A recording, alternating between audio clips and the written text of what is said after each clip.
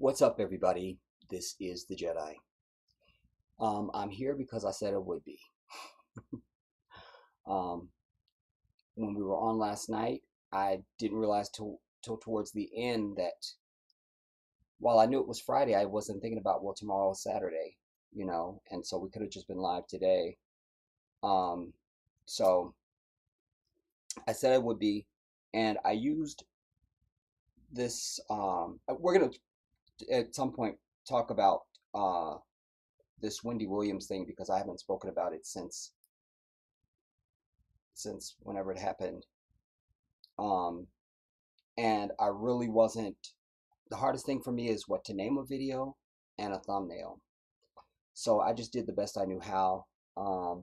And but I don't want that to be indicative of what we're here for. I mean, we'll talk about it, but I'm saying that there's other stuff that I want to bring, and also if there's something that you want to bring, let me know, and I'm happy to address that.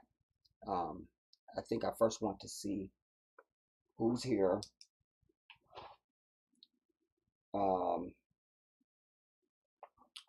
Oh snap! I got my tablet, y'all, and my magnifying glass.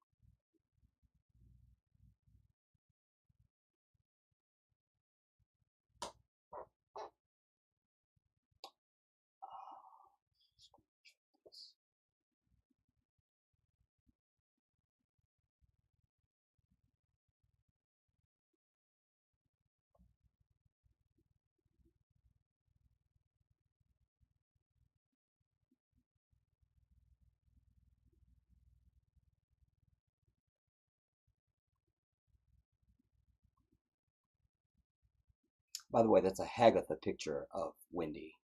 She never looks anything other than that to me anyway. So it's the perfect picture.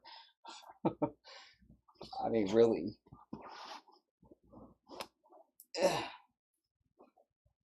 Oh, damn it, I just moved it. All right, I'm right-handed. Uh, I guess I want to say good afternoon and good evening to KD. Hello. Hello. Cheryl Bryant. Shout out to you, Queen. I loved when I watched our stream back last night, Cheryl, because I have to watch these back to you guys. That's the other reason why I hate when we're really long, because that's homework for me. I have to watch it back. Did I misspeak? Did I give a wrong detail? Did it flow? Did it, I mean, I have to know. But I loved when I watched that back. Um, April Farrington, shout out to you. I'm doing well. I hope you are too. Kiara Irvin, shout out to you, Queen. Um, uh, Jana Buchnight, it's been a minute. I'm so glad to see you, Queen. um, Richard Hart, shout out to you from the UK. I appreciate you. Or no, drum majors. Black Beauty, always, shout out to you. I'm glad to see you here. And you're shouting out the global black family. Khalifa of the Most High, greetings to you, my brother. Assalamu alaikum. Don't forget to thumbs up the stream, everybody, I should say, also right now. You were hexed by my extreme good looks, and didn't remember. You were frozen. And now I mentioned it, and now you're going to thumbs up. That's the cost of admission to the live stream. So let's everybody hit the thumbs up, hit the like button. Allison Blibb, shout out to you. So good to see you. Yeah, and when I first opened up trying to get to YouTube, y'all, I came across this.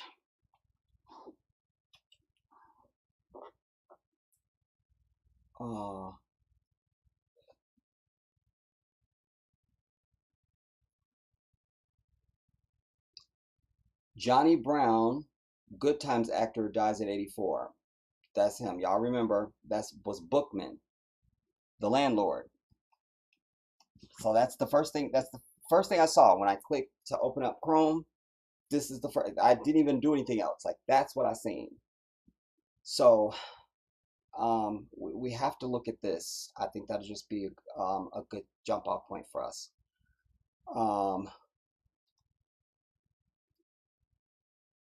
So actor Johnny Brown, who played building superintendent Nathan Bookman on the 1970s sitcom Good Times, has died, according to an Instagram post from his daughter Sharon Brown.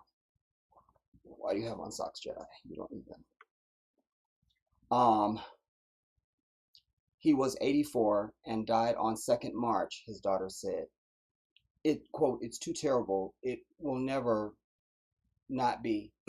It's a shock. He was literally snatched out of our lives. It's not real for us yet," Sharon Brown, an actor and composer, wrote on Friday. So there will be more to say, but not now. Dad was the absolute best. We love him so very much. Good Times was a spinoff from Maude and centered on the Evans family, led by matriarch Florida Evans. Esther role in a Chicago housing project. It also featured Jimmy Walker, who became famous for his trademark dynamite phrase and a young wife to the Jedi, Janet Jackson. In addition to his 4-year run on the show, Brown frequently appeared on Rowan and Martin's Laugh-In and enjoyed a lengthy singing and stage career. Other credits include The Flip Wilson Show, The Jeffersons, and Martin. He appeared on Broadway with Sammy Davis Jr. and Cicely Tyson in the 1960s. A cause of death was not made available. But his daughter was like, it was a shock, and what was the word? It was so terrible. It was a shock. He was snatched from us. So was he not ill, I guess? I mean, 84, maybe he wasn't ill. Because if so, you would be like, you kind of, it's coming. You don't want it to, but it's coming, So I don't know. Anyway, so that's the situation on Bookman. And I thought it necessary to do that when I seen it. That's why I kept the article up. I'm like, well, I'm gonna have to see what this is, because it's just a reminder, y'all, that first of all, so many people are dying, and so many really important. That's not the word, but really familiar people, like really familiar um, people are dying that belong to us, you know? And I put him in that category because that's Bookman from Good Times. Like, that's Bookman, you know? I remember one time many years ago, I was in line at the store behind Rerun. How I knew it was him is I heard his voice because his back was to me. He had that hattie, that um, beret that he always wore, and all of it. It was fully Rerun. And but I just was focusing on probably what I was getting and stuff and just what, but I heard his voice and I went, what? And I just went, Rerun? And he turned around, oh hey, you know, I almost fainted. Oh man. But so many people are passing away, and last night in the stream somebody mentioned to me, said, Jedi, did you see this? Oh, they were, because they were mentioning that they had tried to take down Farrakhan's latest speech or something like that. And did I see it or something like that? I was like, yeah, make sure you send that, give me some information or something, so I can follow up. Anyways, I did watch it. I didn't finish watching it, I should say. In fact, I didn't get, I just got a little ways in. I think I fell asleep on it. Anyway, I'm mentioning it because the title of his speech was called Swan Song. And he actually was sitting in a chair to deliver the speech. It's like 3 hours long, so I don't think I was even 20 minutes in. He was still in his, that slow cadence that he has at the beginning of everything. Um, I'm kind of like that too, I realized years ago. Um, and I started telling people at different times, I'm like, well, if you don't want to watch the beginning, just go in the first half hour or something, because usually that's when I'm kind of like in whatever I'm giving. But he was still in that sort of warm up phase where you could barely hear him, and I just thought he looked old to me for the first time. He still looks great, but he looked old to me for the first time, to the point where I'm like, oh man, because it is going to be a devastating thing when that man passes. And even in the part that I did see already, he was talking about something. He said, he goes, he was talking about great leaders, and he was saying, they saying, um, Farrakhan is about to retire, they about to shut down the nation or something like that. And he said, you can't replace me, you know. He was saying, it was mocking, like, people saying, do they have they don't have another Farrakhan, or do they have another one of those? And he was like, there isn't another me, you know. And but my whole reason for mentioning it is just because of his age and his mortality right now.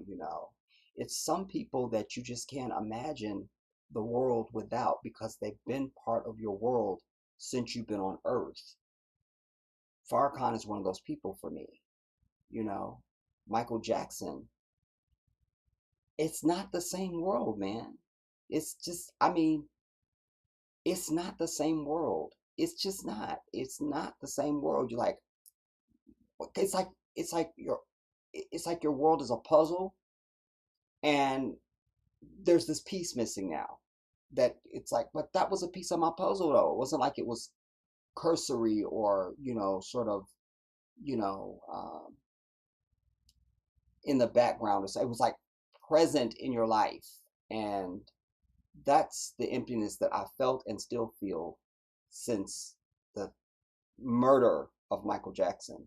You know, it's just when he was alive, I couldn't imagine the world without him. You know, and now here we are. You know, so it's one of those things, man. It just is. Um, but Hagatha, let's just get her out of the way now, since I have her now. I told you guys Wendy would be over, and I hate to say I told you so, but I told you so. Um, and uh, uh, shout out to Stephanie Gerald. Oh, it's been a minute. Shout out to you, Stephanie. Um, don't forget to thumbs up, everybody. Make sure you thumbs up the stream. Thumbs up. Hit the like button. Um, April, you say Sherry Shepherd ain't going to make it at all. Sherry Shepherd is boring. I give Sherry one season. That I don't think the talk shows is not for Sherry Shepherd. She needs to stay an actor. I just been honest. Read before we hit send. April, I love you. Shiro, my queen, I'm glad you made it. Alhamdulillah. Light bearer, shout out to you, queen. Always good to have your presence. And I remind everybody, I've mentioned this, I'm glad I mentioned it now because I don't ever remember most of the time, but Light Bearer, you should go and support her channel, you know, and if any of you guys that do content and I don't know about it, you need to holler at your boy so I can help you out a little bit as much as I can, you know. But I've told you guys you should go over and check out Light Bearer's channel because sadly I don't get a chance to get there as often as I would like to, but she has really interesting topics and platforms that she puts on. You won't be disappointed. Richard Bookman, to my oh, Bookman, to my eternal shame, I had completely forgotten about that chapter. Rest in peace. It just clicked when I seen this picture, you know. But it would have been the same as if it had been the one that played JJ's sister. I can't call her name now. It could just be anybody, like what, so and so, you know. And by the way, you guys, they just had the a celebration for Harry Belafonte, my king. I think it was his 95th birthday. Maybe I'll put something up on that, but he's still here, but I think that it was his 95th, and they were having a thing for him just recently because he is a Pisces like your boy, so that's what it is. You feel me? I mean, brilliance comes in Pisces. That's all I could tell you. Anyway, um,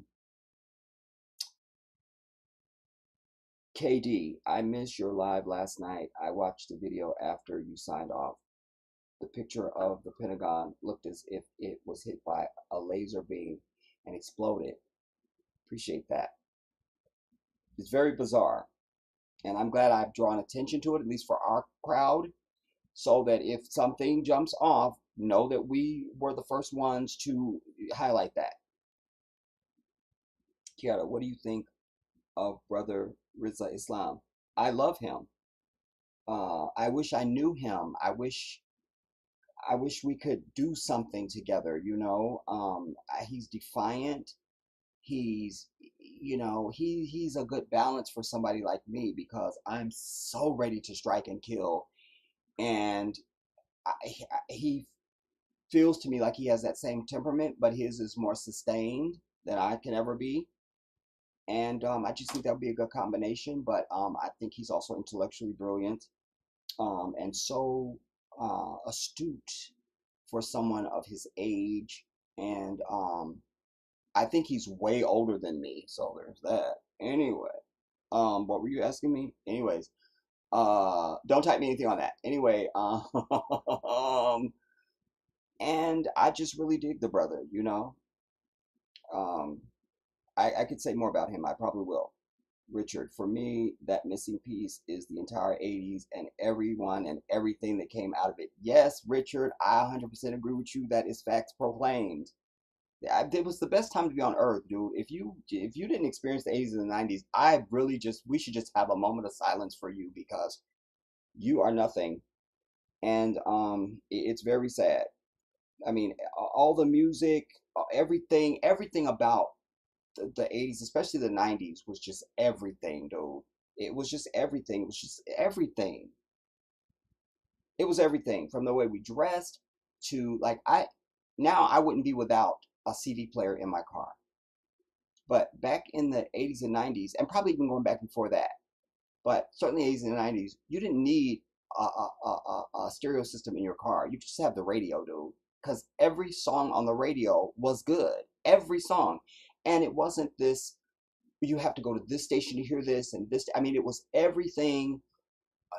I mean, it wasn't all this compartmentalizing of genres so much, you know, like, oh, we only can play this and our audience will only listen to this. So you could go from Shania Twain to Depeche Mode to um, Expose to Karen White to LL Cool J to the Beastie Boys to Run DMC to I'm trying to give you really wild range of stuff to Jody Watley to Janet Jackson, of course, my wife ruling the charts, Michael Jackson. I mean, it was just, I mean, so it was healthier for your uh, your music, um, library, if you will, because you were just exposed to so many different music. It just was good. It just was good, man. Like bring back the 90s and the 80s. Goddamn. You understand? The concerts, the TV shows, everything. It was just everything, dude. It was everything. Kiara, the truth. They constantly trying to ban him off everything. Yeah, and I love that he's. Oh, and then Cheryl says, "Oh yeah, RZA is that dude. He is that dude." And I know that he's been, shut down on Instagram a million times, but people seek him out. Unlike my 23,000 people that didn't seek me out, but that's something else. Not gonna be bitter about it. Just gonna take my punch and be over it. It's fine. But he's determined to get the information out there. He's active, and he has to literally watch for his life. They put him on a list of 12 people, 6, 9, or 12, one of them numbers, of like, these are the people that are causing all the misinformation about COVID. Really? You know, it's very sad. I'm just glad he's on the right side because I would really be disappointed for somebody like that to not be on the side of truth. That would just, I couldn't. Um, so the chaotic irreplaceable Wendy Williams, when is this from? I'm just gonna need a date.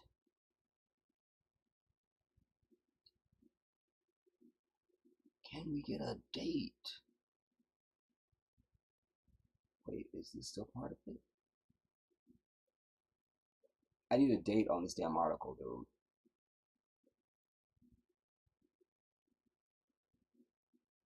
All right, we'll just have to go back.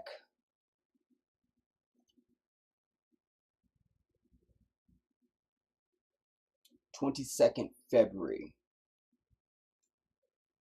Yeah, well, there's one from the 25th too. Maybe we should look at the one from the 25th. That's going to be the most recent. Uh, yeah, we'll come back to this one if we need to. I would just like to go to the most recent thing. This is from 25th of my birthday. Um, After the Wendy Williams show gets canceled, new daytime host Sherry Shepherd gets candid about her legacy. Okay, that'd be a good place to start. Um,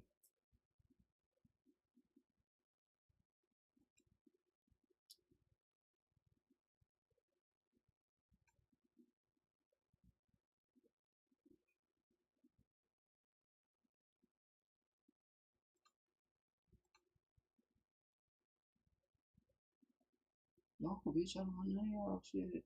Go. Okay, okay, that wasn't a good move.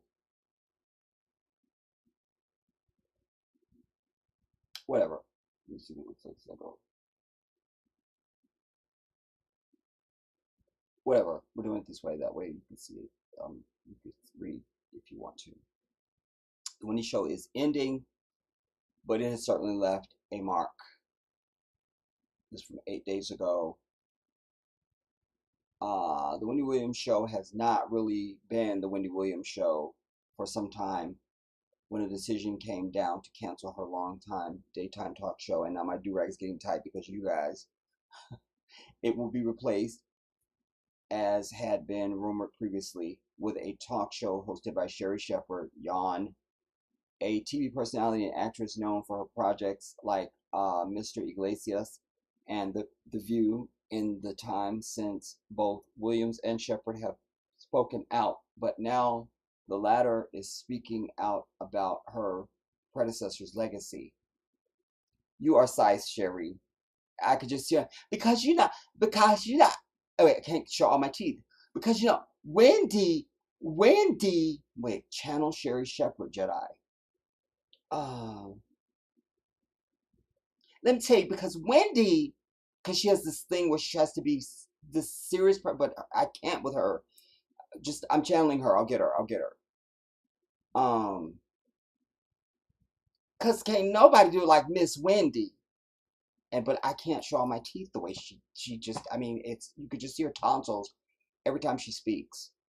You know, during a recent appearance opposite Andy Cohen on Watch What Happens Live, the longtime nighttime TV host offered his congrats and then offered a nice compliment, telling the new Sherri host she's consistently been one of his funniest guests.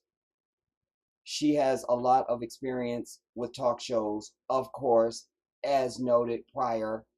This sissy was probably sitting there drunk. I know what show that is. I've seen at least a clip or two of it, and I'm over it. And it's the same bastard that's up there with Anderson Cooper on New Year's Eve with all of their gay agenda, practically having sex on TV. I can't, dude. And so he is. They're always quick to know you were amazing and you were the best and you're amazing and you're the best and amazing. Wait, amazing and best there. And so this is all hot air, but this is also what goes on in Hollywood. How they'll Sherri Shepherd is not. Let me finish reading. Get to the end of the paragraph, Jedi. For the love of God, she has lots of experience with talk shows, of course. As noted prior, she was on the View panel for a whopping 8 years, which nobody remembers. She does not take her upcoming hosting duties lightly, thanking Wendy for letting her, quote, fill in during the uncertain period in which the talk show host was missing in action of the last several months. A writer, an editor, and a publisher. You didn't get the typo. You didn't get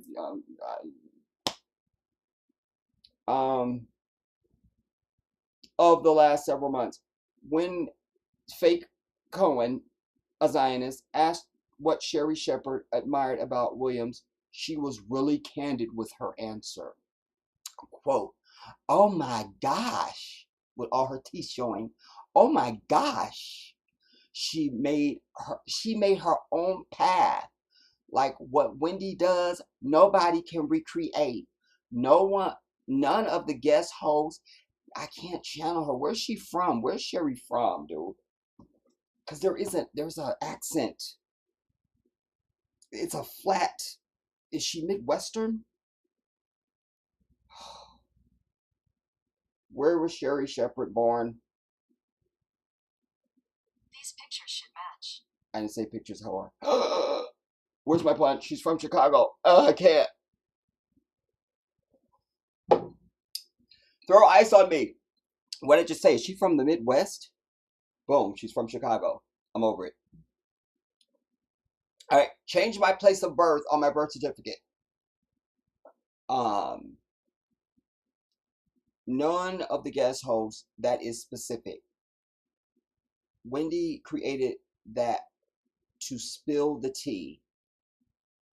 You know, she'd sit there and be like, you know what? You know what I'm talking about? So I love that, and I love her fearlessness.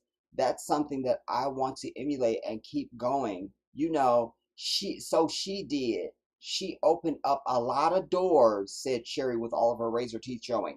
Listen, they just letting us into this saying she was really candid with her answer. I was expecting her to be really something profound. There was nothing profound about that. That wasn't even candid. Just like Sherry answered the question. I'm over it. And no, Wendy didn't open any doors. She didn't open any doors. There was no doors to be opened by a brand like Wendy Williams because uh, there had already been, tabloid television already. Um, Jerry Springer, Maury Povich, um, hard copy. You know, um, there's already been that sort of thing out there, entertainment coverage, if you will. The only person that's opened a door like that is Oprah Winfrey. We have to give it over. And Wendy has a unique niche. I will give this just because she was just her and she came from radio and gets a live show.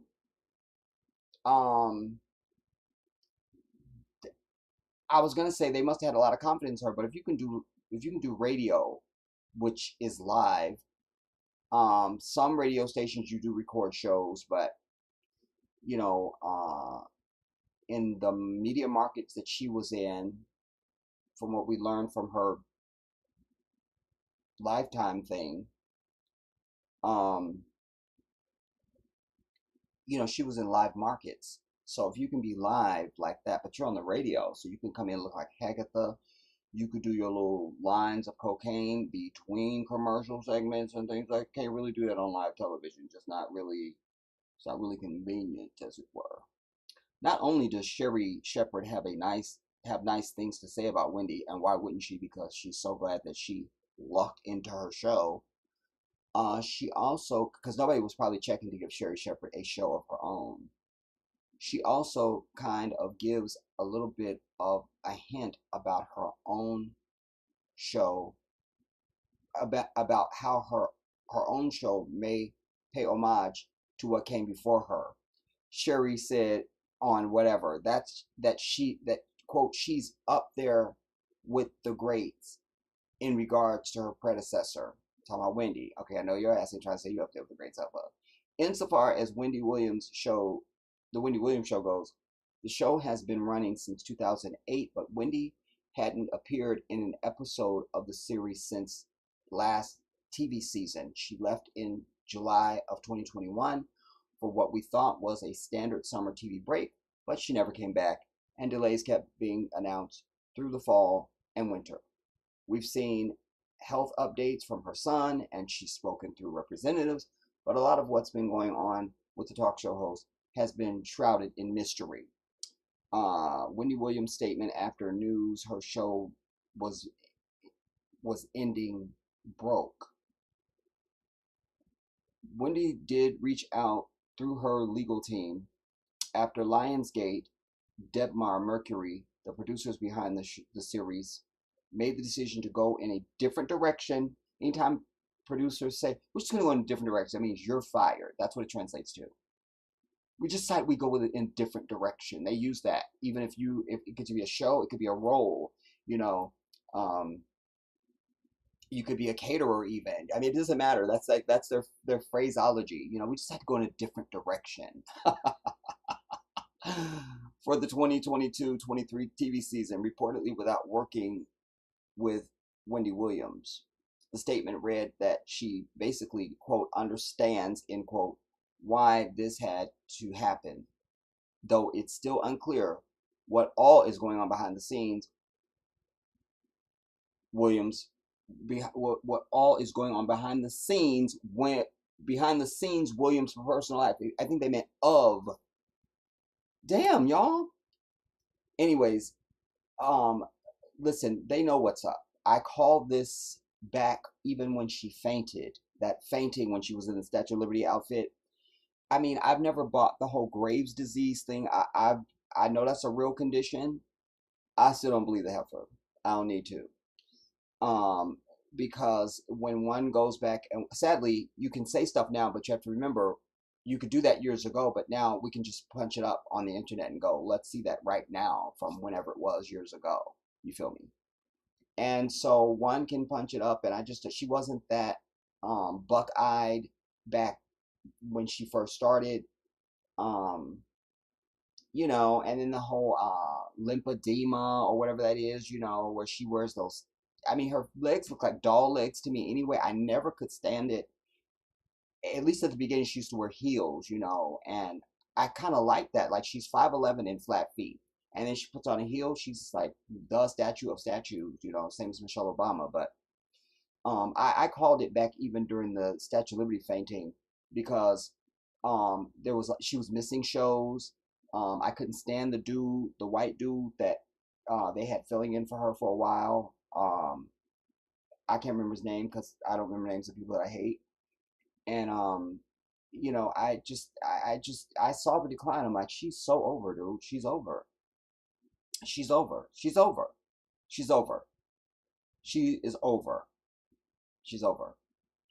Um, and it's time for her to be over, you know. And I really think the show should just go away because you're not going to be able to. They're going to try to launch the. Who was it? You just said who was that said they give her one season? Was that you, Black Beauty? Who said that? Was that Kiara? Uh, April. My bad. Yeah, April said one season, and I'm with you because it's just like, well, let's use this to try and see if we can make Sherry work, you know, with her own show, because they couldn't have just presented Sherry on her own. It's Sherry Shepherd's show now. Everybody like Sherry Shepherd, because like Nick Cannon, for God's sake, he hosts everything on the planet Earth, and um, I only know about his show because Joseph told me about it back whenever it started. And he says, you seen Nick Cannon's show? I'm like, Nick Cannon has a show? What? So I was like, I'll see if I can find it online. And I watched some episodes, and the show's over. You know, it's over. He's boring. He's not a good host in that regard. He doesn't have that interpersonal thing that you need for that type of a show. He's good for hosting because he's loud. He doesn't know how to whisper or bring or do dynamics with his voice in settings. You know, everything is loud because he's used to announcing. And then when he's doing comedy, which I've never seen him do comedy, but he's supposed to be a comedian. I don't believe that, but whatever. It's just that he doesn't understand the dynamics, and you're wearing a mic, Nick, so you don't need to be yelling. Like, what are you doing? I just don't like his show, and it's all about him. And if I see Nick, I can't. First of all, men don't have a lot we can wear as far as our fashion anyway. Women have a gazillion different things they can wear with all sorts of cuts and stuff, and we only have so many suits a man can wear. And I'm just over his diamond shoes and um the ultra. I'm so done. I just can't with Nick Cannon, dude. I like him, but I can't. And so the show is over, and it's not gonna last. And he just doesn't have it. He just doesn't have it. He doesn't have what you need to do a talk show. Kelly Clarkson, on the other hand, by contrast, is killing it because she is very busy, and she's annoying. but she has that interpersonal thing where she can introduce celebrities and just regular everyday people. She's relatable. You know, she has a certain je ne sais quoi, and she sings. So she sings on her show, so she can give you her talent and then kill that and then do a show. She's set up for longevity. You know, you could even tell the production value they put in her show from the very first episode. You know, you can look at a show and know if they've really put a lot of production money into it. That tells you their level of confidence. And it was there. Like, her studio is very extravagant, and it's done. Like, you know, that's gonna be there for a minute. Like, that's gonna be there for a minute, you know. Um, so yeah, Nick Cannon show's over. It's over. And Sherry, I agree with April. It's probably gonna last maybe a season. Quote, it's been a challenging time for Wendy as she deals with her health issues. She's incredibly grateful to Debmar Mercury, so to Sherry and everybody else who has supported the show through this time. She more than she more than anyone understands the reality of syndicated television.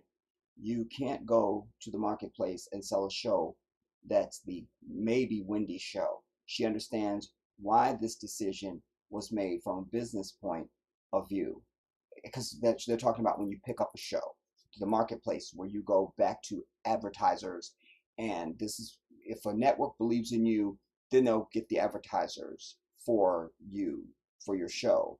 And so if your show has been doing well, then they go back to this quote unquote marketplace and advertise, go, yeah, we're totally in, we want to continue to run on Winnie, and you get new advertisers and investors in the show.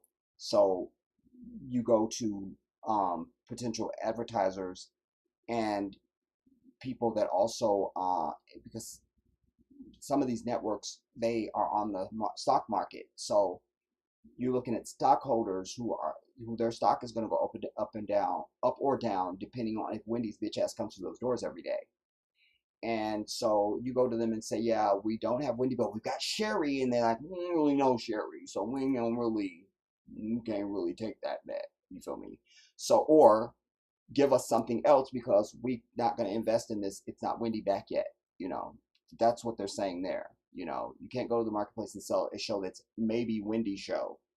She understands why this decision was made from a business point of view, and she has been assured by Debmar Mercury that that should her health get to a point where she can host again, and should her desire be that she hosts again, that she would be back on TV at that time. Really? She's been assured? She's been assured by Debmar Mercury. But is that in writing? Is that in writing? Is that in a contract someplace? Is that somewhere written? Meanwhile, reports have broken that Wendy's bank is fighting to have her marked as an incapacitated person so that, quote, her affairs are properly handled, end quote. Moving forward, for her part, Sherry's grinning ass will finish out the year as the host of the Wendy Williams show before embarking on her own journey moving forward. We wish them both only positive things to come. I want to say this, everybody, because I think I can share this. Vanity, my friend. Um, this was before we were friends, because I worked at Bank of America, but across the street from us was First Interstate Bank, and they got rid of her and refused to give her an account.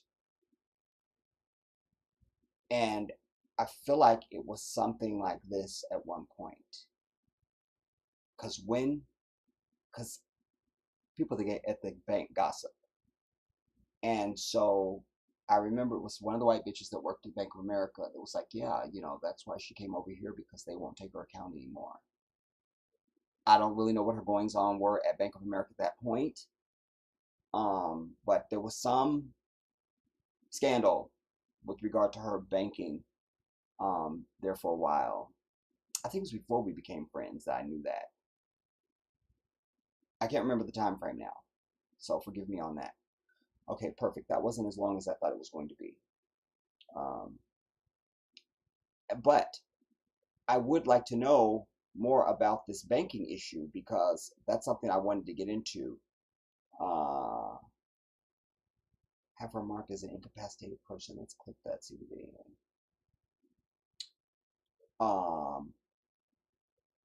Wendy Williams' troubles grow beyond her talk show as a fight mounts over her finances. This is from 22 days ago. Whatever, that's fine. Okay, why aren't we loading? What's going on? Wendy, there's more trouble for Wendy, but this time it's a fight over her finances. This is also one of the reasons I wanted to focus on this. I knew I wanted to revisit the whole Wendy Williams things, the Wendy Williams thing, everybody, is because of this bank thing. When that came up, I was like, because one of the first inspirations that I got from the universe when I just heard that there's her bank froze her out or something, like she can't get her money, and I just thought, you know, because Wendy's net worth is, what is Wendy Williams' net worth? You better talk. Talk, White Heifer. What is Wendy Williams' net worth?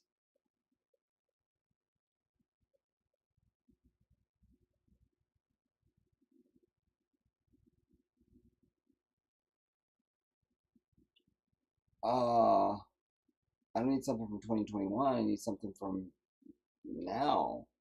I'm seeing 15 million annually she earns. Damn it. We need a straight answer. What is Wendy Williams' net worth? What is the net worth of Wendy Williams? Oh, I can't.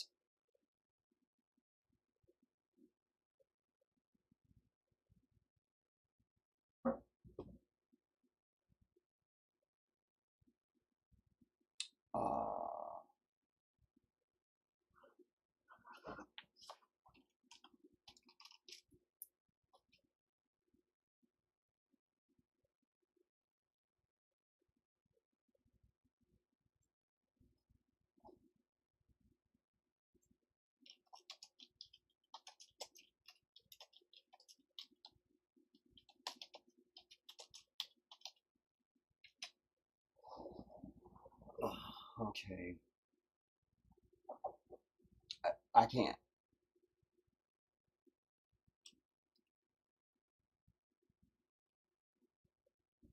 Net worth. Okay, here's one from 23rd February of this year. Wendy Williams' net worth in 2022. Salary, house, husband, and plastic surgery. Look, she looks like Hagatha there even. I mean, she's Hagatha, dude. Like, she's not, I told you guys, she's not a desirable woman. It's no man that would look across the room and go, gotta have that one standing right there. You feel me? Just, that don't exist. You feel me? I mean, she looks like a pinche caballo. You understand what I'm telling you?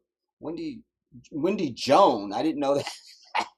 Wendy Joan Williams is a broadcaster. We know that prior to entering television, blah, blah, blah. Wendy's projects, early life, don't need it. Let's get to the money. Wendy graduated, nobody cares. Wendy net worth after media career. Wendy Williams began her media career by hosting a radio show. Her first real job came when WVIS, a radio station in the United States, in U.S. Virgin Islands, hired her. She only made $3.75 per hour, but pursued her passion. Later that year, she transitioned from that one to WOL.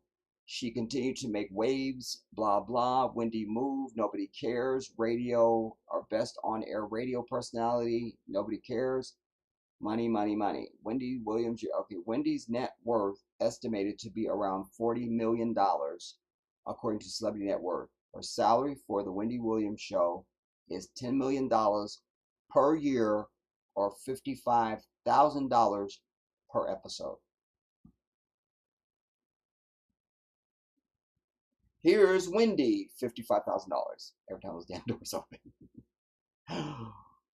What is Wendy Williams' husband's net worth? But you know what? That's, that's a good salary. You know,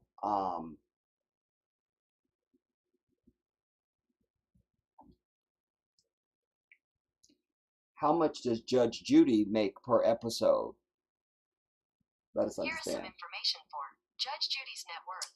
First of all, According to People.com, Judge Judy Scheindlin is currently worth an estimated $460 million, according to Forbes, but before the 79-year-old made it big on court TV, Scheindlin struggled to make ends meet. notice the bitch couldn't talk for Wendy. Someone said, the Zionist bitch, she's singing like a canary. How much does Judge Judy get paid on her show?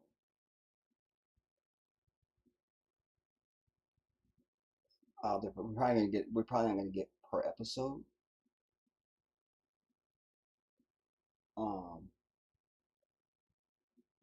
Judge Judy's salary per episode is from 2021. All right.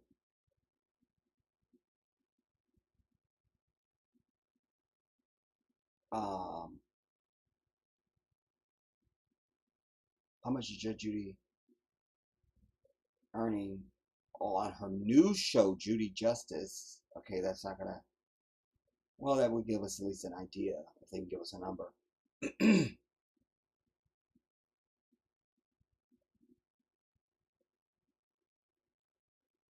Yeah, we're probably not going to get the per episode. Whatever. But what did we say? Wendy's worth 40 million. Judge Judy's worth 10 times Wendy. You know, at 400 and something million. But I just wanted to give that contrast, So, all right, now we know what her net worth is, so we'll just round it at 40 million. Maybe it's a little higher than that,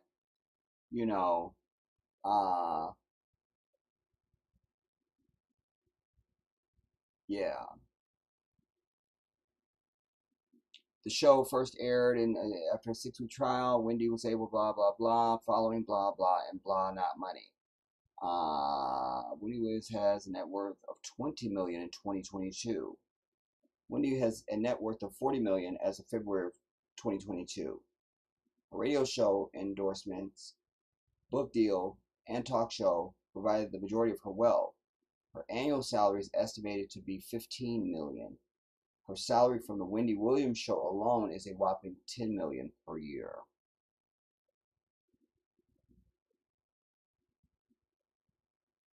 That ain't really no money. In today's money and in what you get for just about anything now, if you can get into a national commercial, or an international commercial or something like that, I mean, the residuals you can get from that now are like, you good, you feel me? There's so much more money that is offered for things now, it's sick money, like, you vomit just hearing the number. Like, isn't that just too much for a human being to even have, all right, so now I want to go back to this banking issue now that we understand that.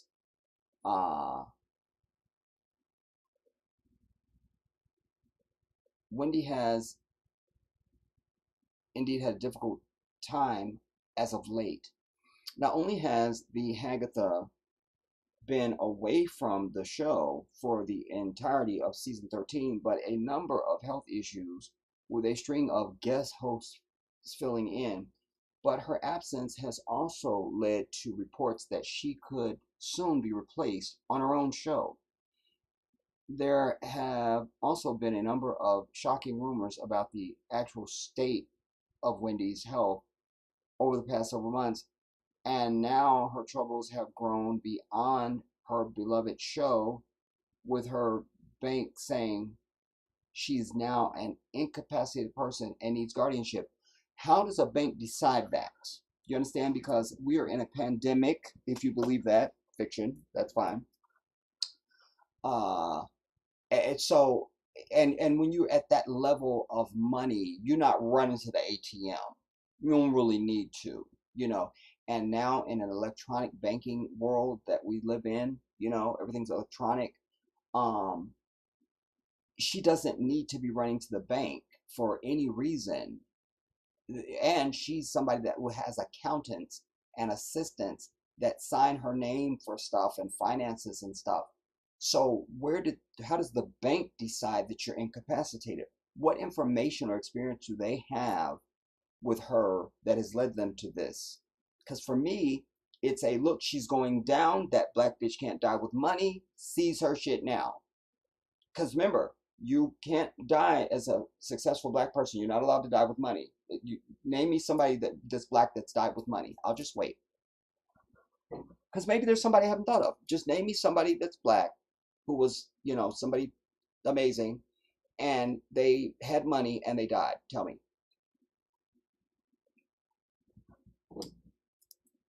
Tell me. Tell me. Tell me. Uh so that's for me is the thing to sniff out. What? What? Listen, you even saw. Listen, Michael Jackson. There's a video you could see where he visits Trump Tower. He goes to visit Trump. They were friends, and at one point, Donald Trump asked him, "Do you know what $1 million in cash looks like?" And Michael goes, "No, I never see my money. I never see money. Like I don't see it." And that's 100% true. Most people at that level of money, they really don't see money. Like to have money, just oh, here's I have a few dollars. They don't really have that. They have black cards and diamond cards and checking or checkbooks. So if they're in Dolce and Gabbana or something, nobody's pulling out a wallet. They pull out a card, you know, and they're in places buying shit that you need a lot of money to buy that.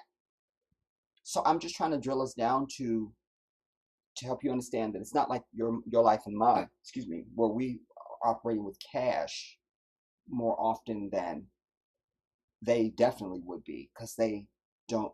You're paying $50,000 for a purse or some bullshit that you don't need. You're not handing somebody $50,000 in cash. You're just not doing that. You're going to buy a new Lamborghini. You're not paying cash, like physical cash money. That somebody's coming in and signing that, and they take care of it, or your accountant goes and gets that, whatever. So where do they get this idea that she's incapacitated? Because this seems like I need to know this, because I don't want to articulate a potential lawsuit that I could describe for you until I have the facts. Um, where is it? Incapacitated person and needs guardianship, no less. So not just she's incapacitated, but needs guardianship. Okay, why does Wendy's bank think she needs guardianship? Oh, alhamdulillah. What I just spent 5 minutes screaming about. All right, according to page 6, which obtained a letter sent to New York Supreme Court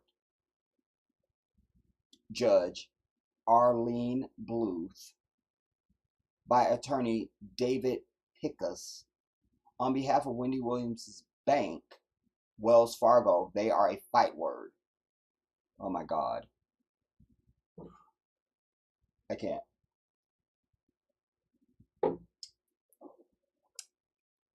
I can't. Wells Fargo is a nightmare. I'm one of these people, when I bank at a bank, I want all my friends and family to bank at that bank, you know. So I was with Wells Fargo many years ago, and I had I had a checking and a savings, and I remember this distinctly. This day, I put $10 in gas, $10 worth of gas in my tank, and um, what did I do? Anyways, I know the money was in my savings, and it's supposed to roll into your checking if you don't have the money in your checking to cover whatever you're buying. So it was not a worry. Um, and so it should have been taken care of. It's not like I didn't have the money. I totally had the money. So they, I don't remember. I think they gave me a some kind of penalty. I don't know. Maybe it was just an overdraft fee or something. I don't know. But anyways, when I went to them and I said, no, no, I have the money, so it should have just rolled into, because what do they call it, overdraft protection. So it should just rolled in there like I have the money. And then they said the words that I cannot stand to come out of the mouth of any white person to me. Unfortunately, that triggers me. It triggers me. That triggers me. That's all I remember is hearing that word, wallahi. I don't remember nothing else about anything else. I just heard that word and triggered. And I didn't see anything else after that except for red. And next thing I knew, proof I was at Bank of America that day. Do you understand? Like, nah. Because it was just the principle of it. Like, you're just trying to rip me off for no reason, you know. So they're definitely a fight word. May their branches burn. Um, so let's be very careful now. So page 6 obtains a letter from the Supreme Court, this judge, to the attorney, or by the attorney, on behalf of Wendy, on behalf of Wendy's bank. So this is the attorney for the bank.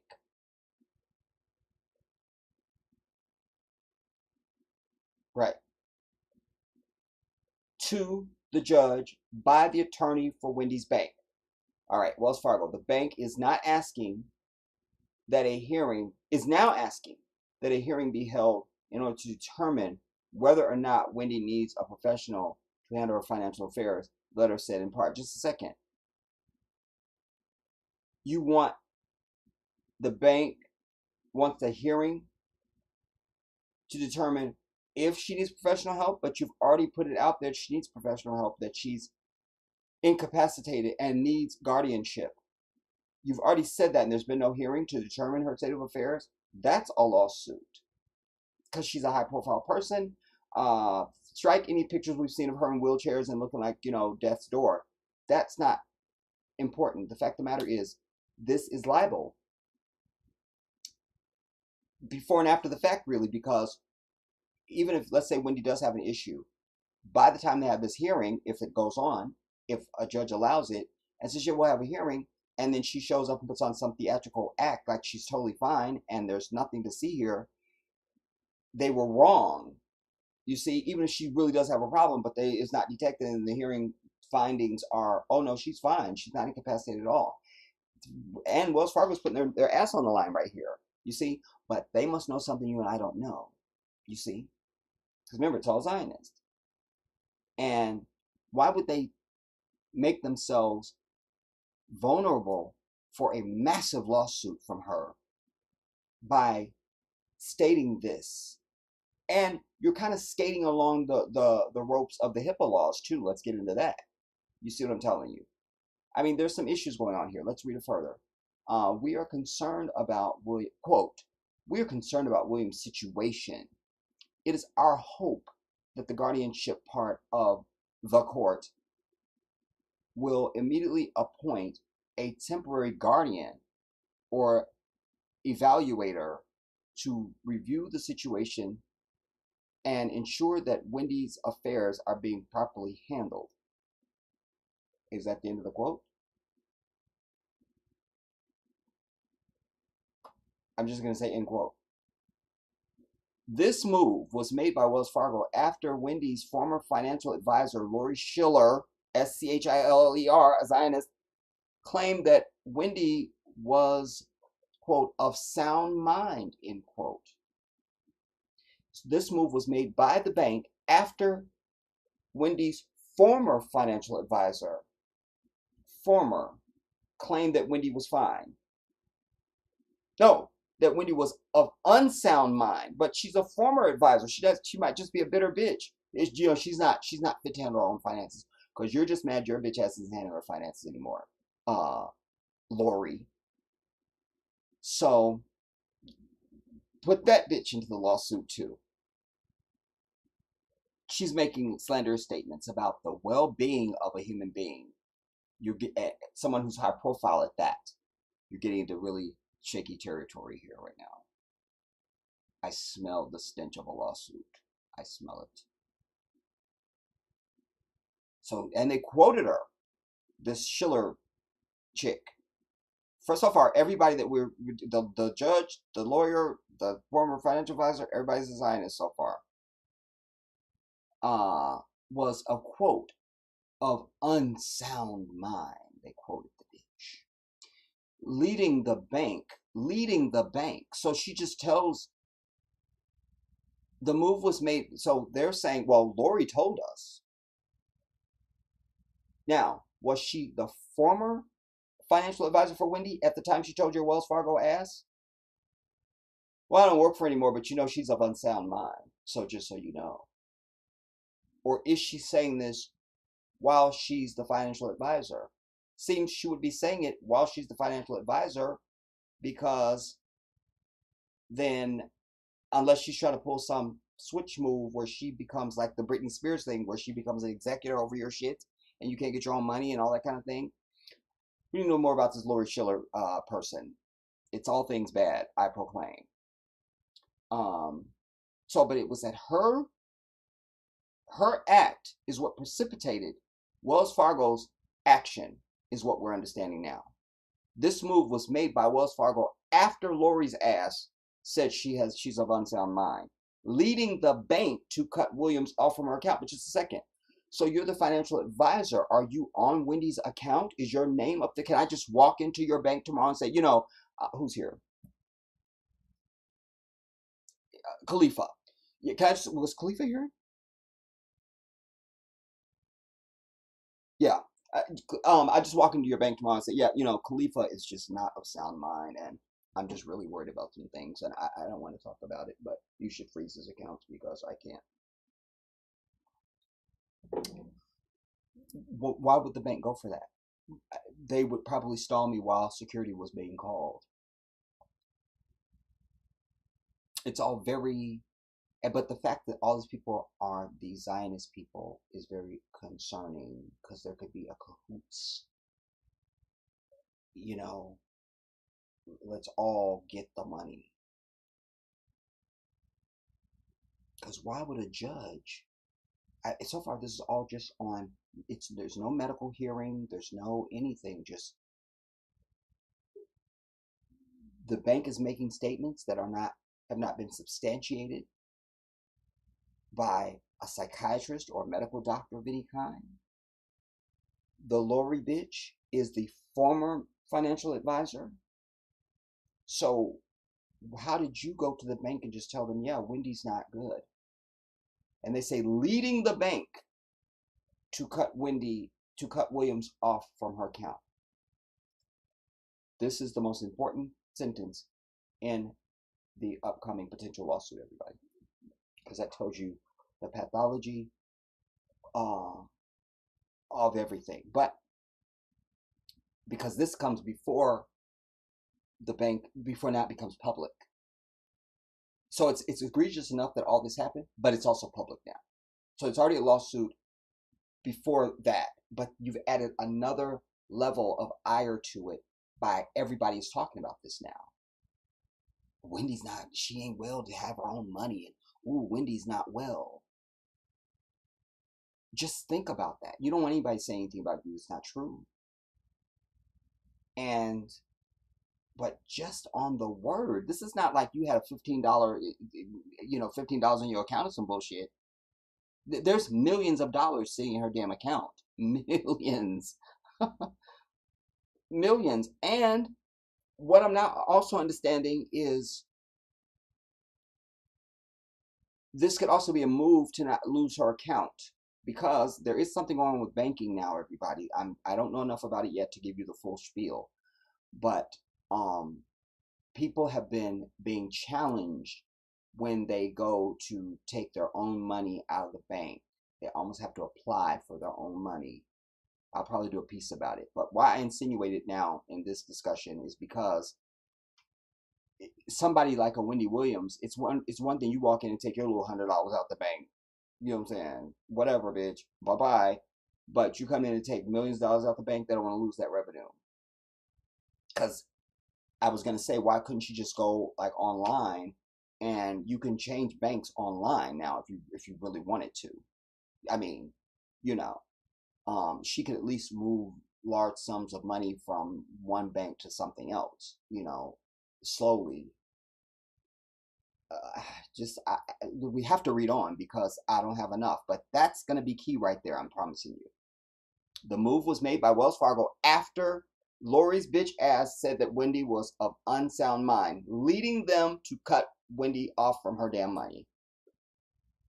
Lori's ass, her actions, and Wendy's subsequently being refused access to her money led the host's own lawyer, Celeste McCaw, to file an emergency petition on her behalf last Friday. That's the wrong lawsuit. Well, let's read further. To emergency petition. That petition alleged that Wells Fargo had denied Wendy's account access for more than 2 weeks and noted that she couldn't get into her own account and assets and statements during that time. Just a second. That's deliberately vague and ambiguous because this petition, no, petition, you're not petitioning, you file for an immediate action, like either she gets her shit or else. A petition is an ask. Who's gonna petition? But it doesn't go far enough because it's only alleging that they denied her access to her money. No, that there's a criminal act going on here. That this is it's fraudulent.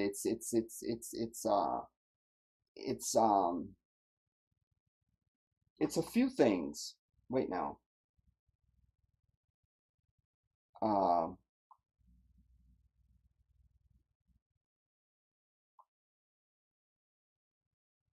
What's the question? I want to know, can a bank, it's like I gave you the example a minute ago. I could just walk into Khalifa's bank and go, yeah, he's not sound. You need to freeze his shit. I'm thinking the first thing I'm going to say is, who the hell are you?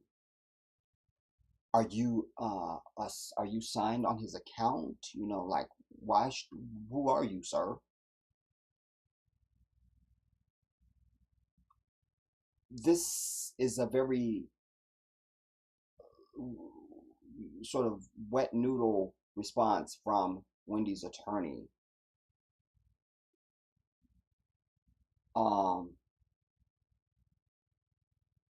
You don't need to petition. You just say, look, unless you can show, since you're making the allegation and you're not in the medical business, last time I checked Wells Fargo, unless you can show me that my client is not of sound mind, you got about 10 minutes to release her shit. But the petition alleged that the bank had denied Wendy for more than 2 weeks and noted that she couldn't get it. So, but that's all? You just, look, they locked her out. That's all. That's your petition. They won't let her get her money. What? That's all you got? Come on, man. This lawyer needs to be fired right here. This Celeste person. All right, we're over her. The relationship between Wendy and her former financial advisor. Okay, now I'm asking stuff too soon, man. Damn it! But I'm asking the right questions. In what's the bitch name? First name? Celeste. In Celeste's court document, she also noted the reason that Wendy has fired Lori's bitch ass. Though we don't know when that happened. I don't care when, tell us why. Just a second. Her attorney in the court documents, she also noted the reason that Wendy fired Lori's ass.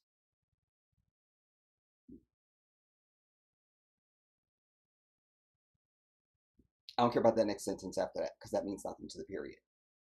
So she tells why Wendy fired this Lori bitch. But again, that's still dusty because it's like you go and make a charge and then I gotta prove that that your charge isn't right. No, you need to prove your charge. Essentially, that's what they're doing. Like, well, Lori came and told us you were unsound, so you're gonna have to prove to us you're unsound. No, kill Lori's ass.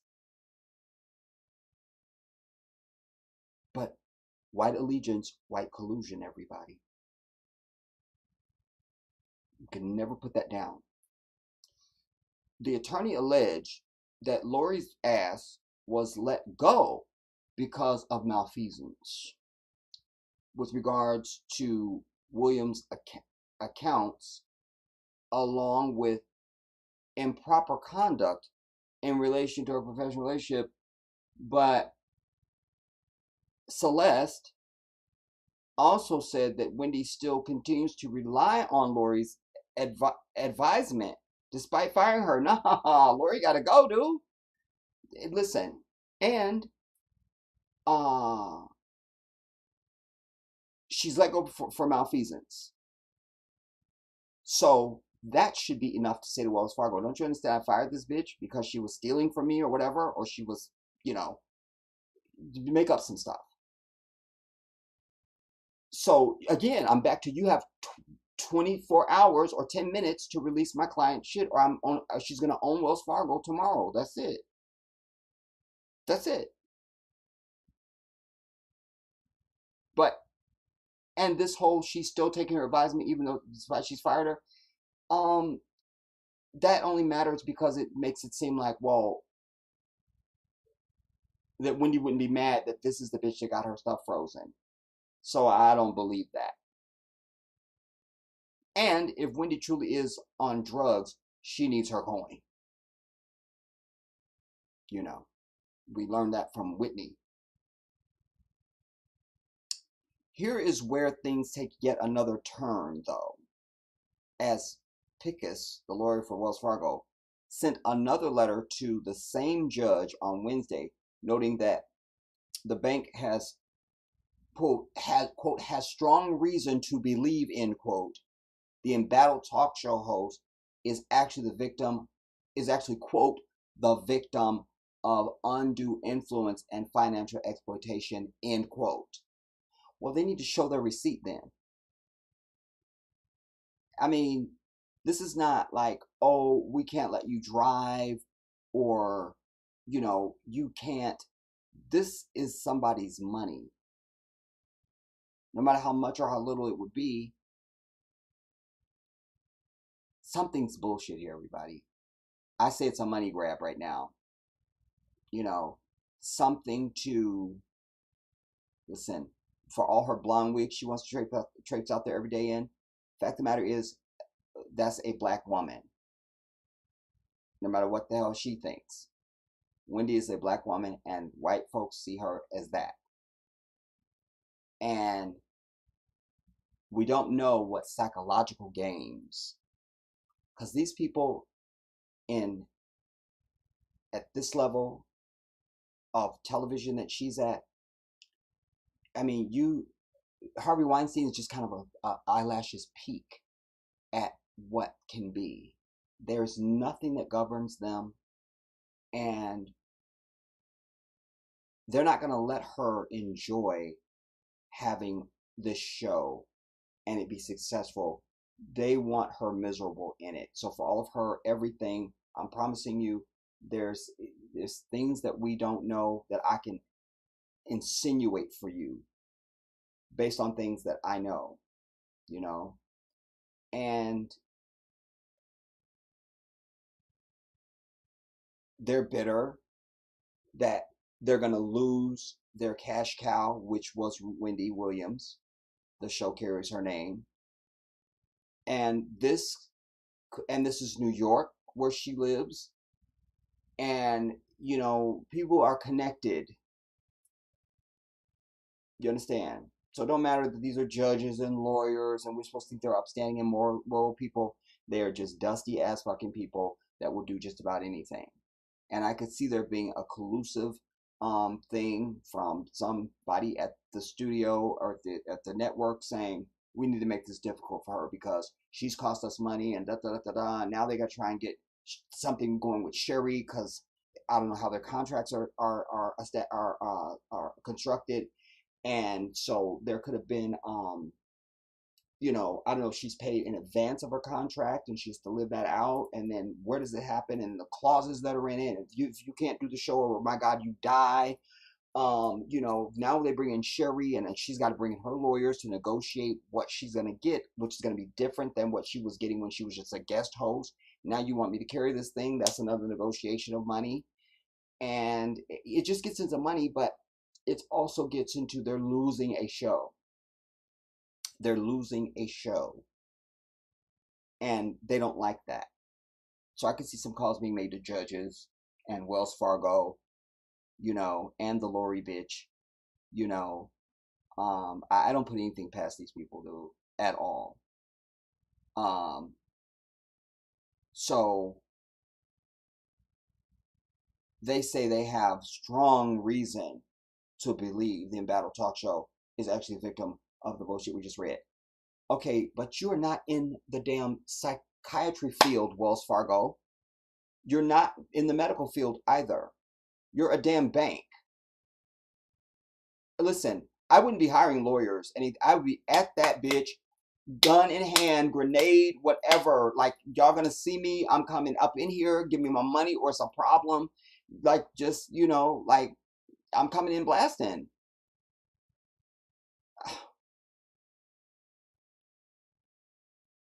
Um, and those at the bank hold that belief because of Lori's ass. Because those at the bank hold that belief because of Lori's ass.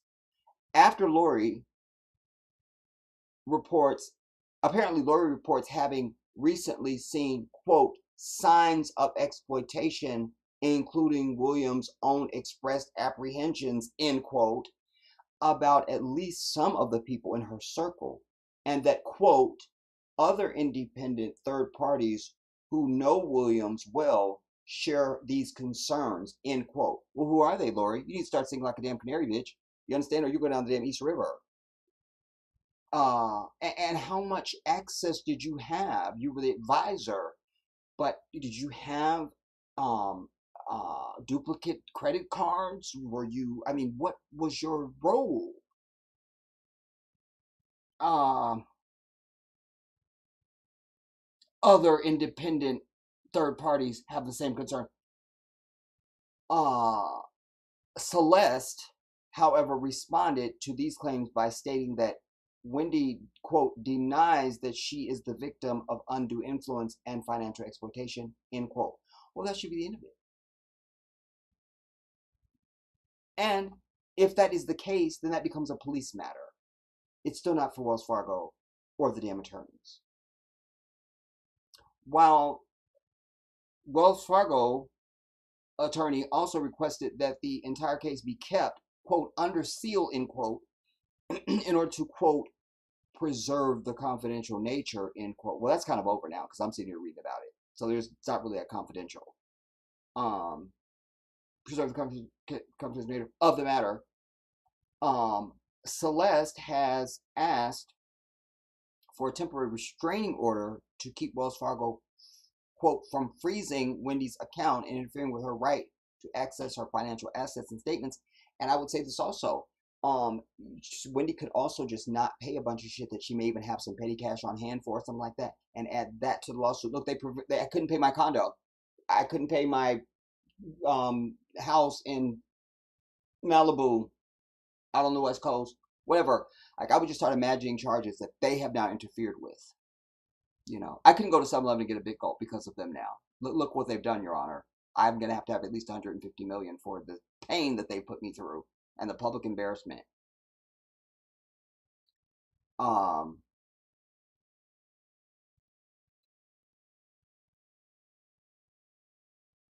a spokesman for the bank, had this to say about the case. Quote, "We deny any allegations of improper actions with respect to Ms. Williams' accounts and are fully participating in a court process to reach a resolution that is in her best interest. The financial well-being of our clients is at the heart of everything that we do," they vomited out. Not true. You see, that's a cookie cutter statement. And just think how furious you would be if that was your money and this is how they're talking. You'd be a hot ass. A hot ass. While there have certainly been troubling claims about Wendy's friends and allies having abandoned her and reports about her health declining, with anonymous saying that she's no longer able to hold normal conversations on a regular basis and sometimes needs help to eat or dress herself, along with other upsetting allegations, there has been no official word on Wendy's health from either herself or her representatives. So again, that makes that, but they don't have the burden of proof. Lori has the burden of proof because she started all this shit. And then Wells Fargo chose to be agent to that by just believing her. And why would you have any precipitous to believe her unless she's some executor on Wendy's accounts or something? How is Lori just able to go to Wells Fargo and go, yeah, because what's next? She can just say it about any of their clients. And so this vomit about, what was the we shit? No, our clients, the well-being of our clients is at the heart of everything that we do. It's so not. If you would treat Wendy Williams like that, everybody that's with Wells Fargo needs to go and withdraw their shit tomorrow. Tonight. You understand? Tonight, right now. Right now. And why isn't Wendy just showing up at the bank? Like in full regalia or something, and just marching there and like, bitch, don't you understand I'm Wendy Williams and I will burn this bitch down if you don't get my money, because for me, if Wendy is incapacitated, that is not germane to this at all. That's irrelevant. That has no impact on the actions of this Lori bitch and Wells Fargo. No standing at all. And you're going by anonymous people and this Lori bitch, and come on, dude. After rumors continue to swirl about her condition and the personality and the possibility that she'll never return to the show, she created Williams' rep, Howard Bragman.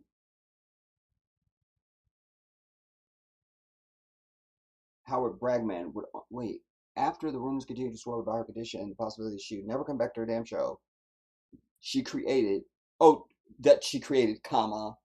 she didn't really create the show.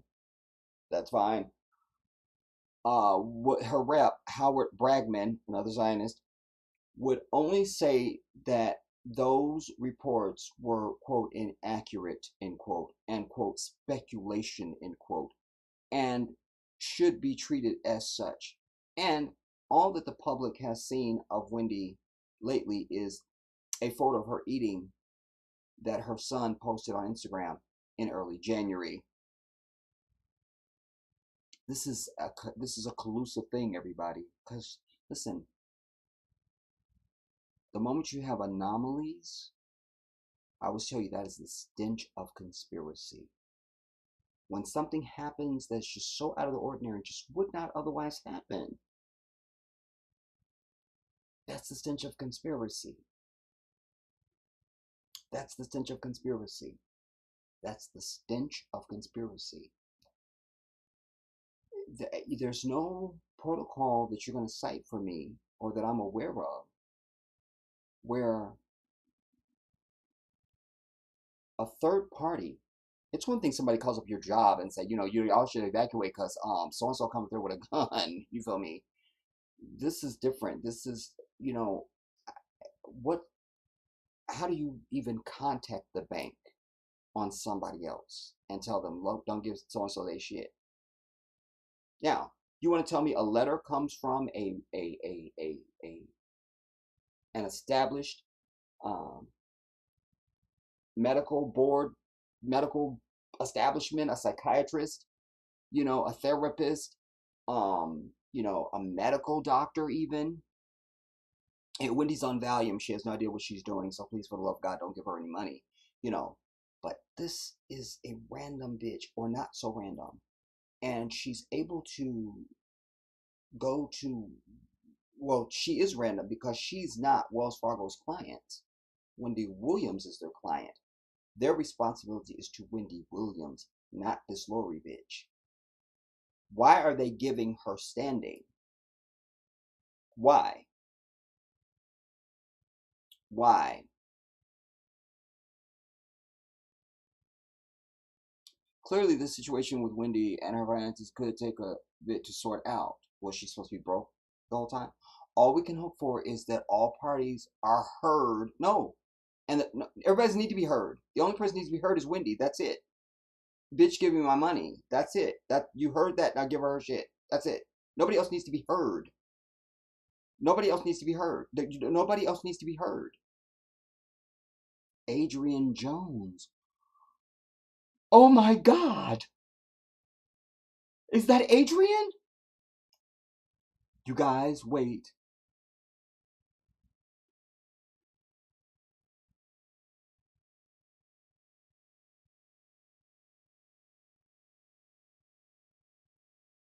Oh, wait. I gotta know. Wait. Settle down, Jedi. Get your punch. Throw ice on me. You guys, I think I know this. Adrian. My stepmother, who's passed on. Her brother, Irvin, my step uncle Irvin, used to date my childhood friend Jason's sister named Adrian. And I mean, she got the hat, but I know Adrian. I know her. I know the black. I know it, but I'm trying to get a clear identity on her. That would be crazy. Oh my God! Wow, how do I find this out? Adrian Jones Cinema Blend.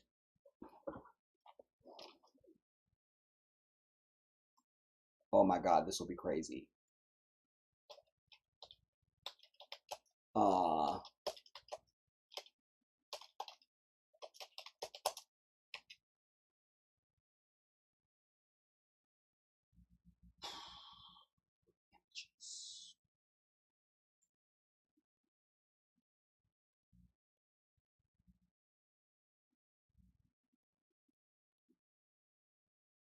I can't tell. I need to know. Like, y'all need to give me some description or something.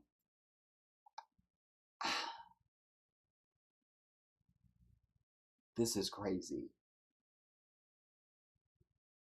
And she's 5'11". Her and Irvin, they're very athletic. They're like that. That was Barack and Michelle. That's Barack and Michelle. That's them. Because Irvin was a model. He. I wouldn't say he's yellow, but he's on the light skin side. Um, and that's Barack and Michelle. That was the first Barack and Michelle. It was them. It was Adrian and Irvin. Yep. Let me see, y'all. Please forgive me, but now I need to know this. Um, can I get a look at something? Something. Um, Adrian Jones. Um, and they're brainiacs too. Like they're know it all. It's Barack and Michelle, dude. That's all I can tell you. Marketing editors. That can be the same person. Not understanding. That's not the same person. That's not. Because I saw that picture next to the other picture. Okay, I don't want to take up time, but because this is going to take some digging. because obviously it's not going to just make itself available to me now because that would be too convenient for me, and the universe can't allow that. So I'm over it. All right, I will find that out though, inshallah. Um,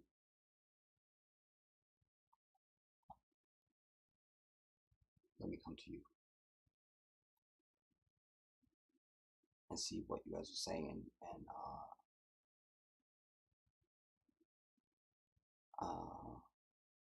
remember to thumbs up the stream, everybody. Even if you're somebody that's not going to be in the chat, you're sitting out there watching, thumbs up the stream. Thank you so much.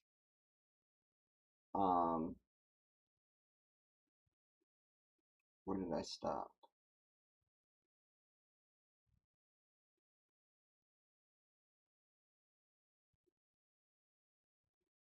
Okay, Richard. Black Beauty. Jedi, I missed your live last night, but I listened today. I read that. No, I must say I'm glad you support the coming together of black people globally, the FBA and non-FBA are only dividing us further. Yeah.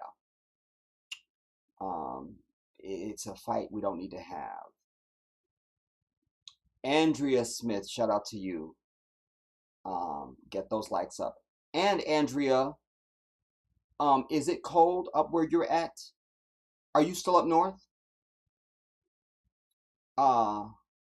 In Brentwood? Richard to KD. Sheba, what's up, my queen? Shout out to you.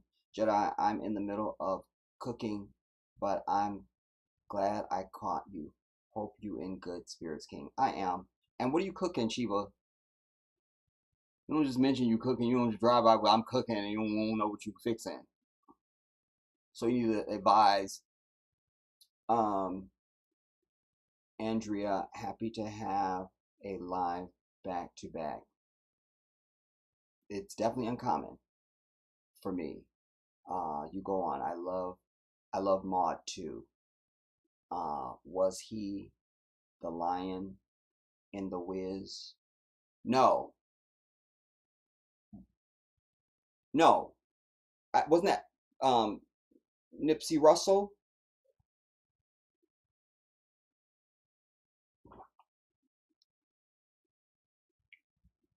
The cast of The Wiz.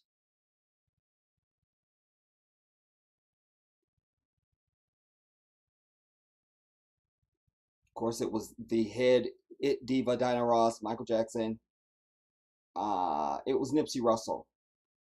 I think that's who you're speaking of or thinking of. No, he was.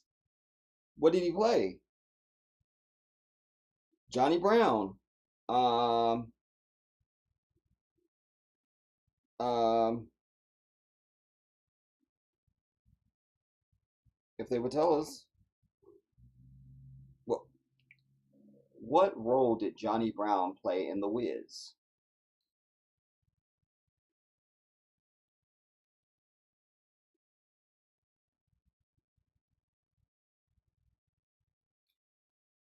Okay, Dorothy was Diner. Um,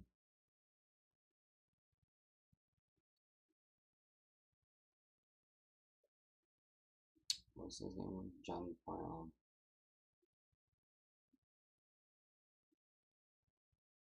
Filmography at a glance. It's getting too involved. I can't do this. Somebody find out and let us know. But he was in The Wiz. Shiro, one thing for sure, Wendy Williams did not step down. I love that. Oh, that's so perfect right now, dude. I can't. Damn it, that's perfect, Shiro. That's perfect. That reference, everything is that's everything. She definitely did not step down. I love that. Yes. Uh, what did I miss? You didn't miss much, Andrea. I was just reading some articles about Wendy, and then Johnny Brown passed away at 84. Anjane 23, shout out to you, Queen. Um, uh, she wrote to Andrea. She wrote to Anjane. Anjane, she wrote, I removed him because he was saying just bullshit to Jedi. I don't know who it was. I didn't see anybody removed. Um, oh, KD. Um, it started out okay. I think KD might be all right. I don't know what you saw, so I don't know. Um,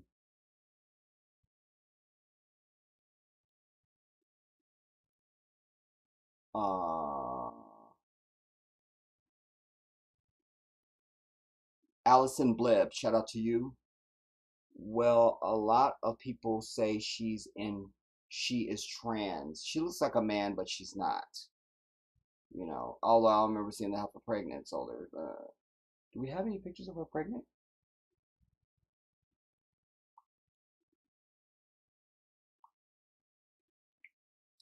Images of Wendy Williams pregnant. There you go. Pictures of Wendy Williams. Ugh, I think I just lost a tooth. Is that her? No, that's Kim Zolciak.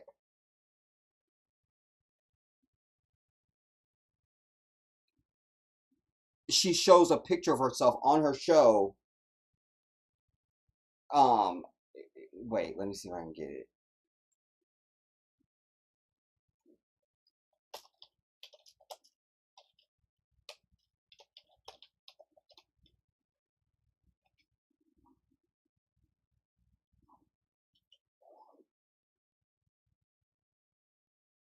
It's her on the show showing images of herself.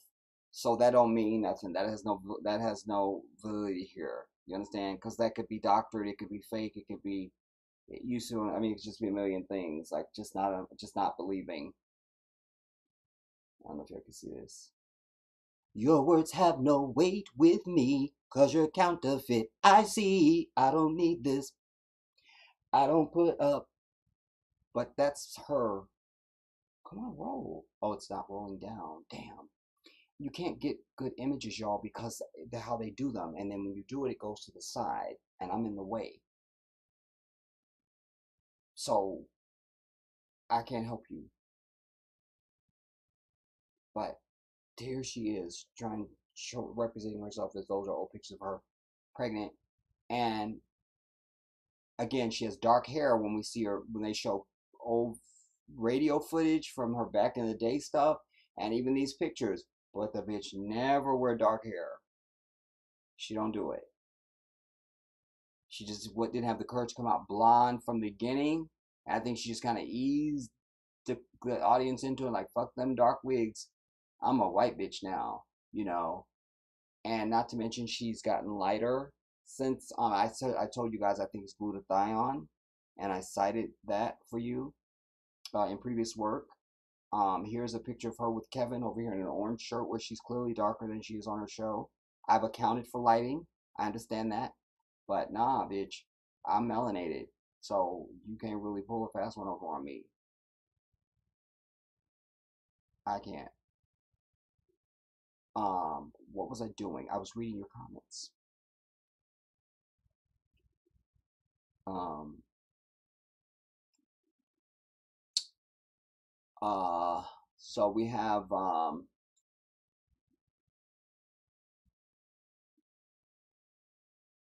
but yeah, Allison, she does look like a man. Like that's 100%. And I'm glad you mentioned that because it's something I've been meaning to say and I always forget to say it. I'm sick and tired of women having men do their makeup. You know, how is a man doing your makeup? A man doing your makeup? Because that's why I think she and others look like a drag queen. Because men doing makeup, you always see that looks like a drag queen. Any clip I've seen from this RuPaul show that's on TV, I just know immediately that's a drag queen. That's not a woman. Women don't do their makeup like that. They don't. Women still look like a woman, but most of all, they don't look like a clown. And most dudes I've ever seen with makeup on I immediately know that's a dude because you look like it's a clown because you're wearing something about it. Like I don't know how women do stuff, but like I don't know how to. I just know when I see it, that's not it. That's not it. That's not it. And so I'm not understanding why men are doing women's makeup. But in the case of Wendy, I think that's one of the why she looks like a man. You know, she already has features that aren't soft. You know, and so it seems like you would bring in a makeup artist that can do stuff like that. You know, there's some amazing. I only know about this guy because he did my wife, Kevin O'Quan, and I think he may have passed away. But he made. There was a book he made. Drew Barrymore. Drew Barrymore looked just like Marilyn Monroe. You couldn't tell it was Drew Barrymore at all. Couldn't. He did my wife. I forget what he made her look like. I feel like it was Dorothy Dandridge. Don't quote me on that. But there was other celebrities that didn't look shit like the person that he made them look like just with makeup. That's what I'm talking about. So there's a way to make a man-ass bitch like her look softer and gentler. You understand? I'm over it. Um,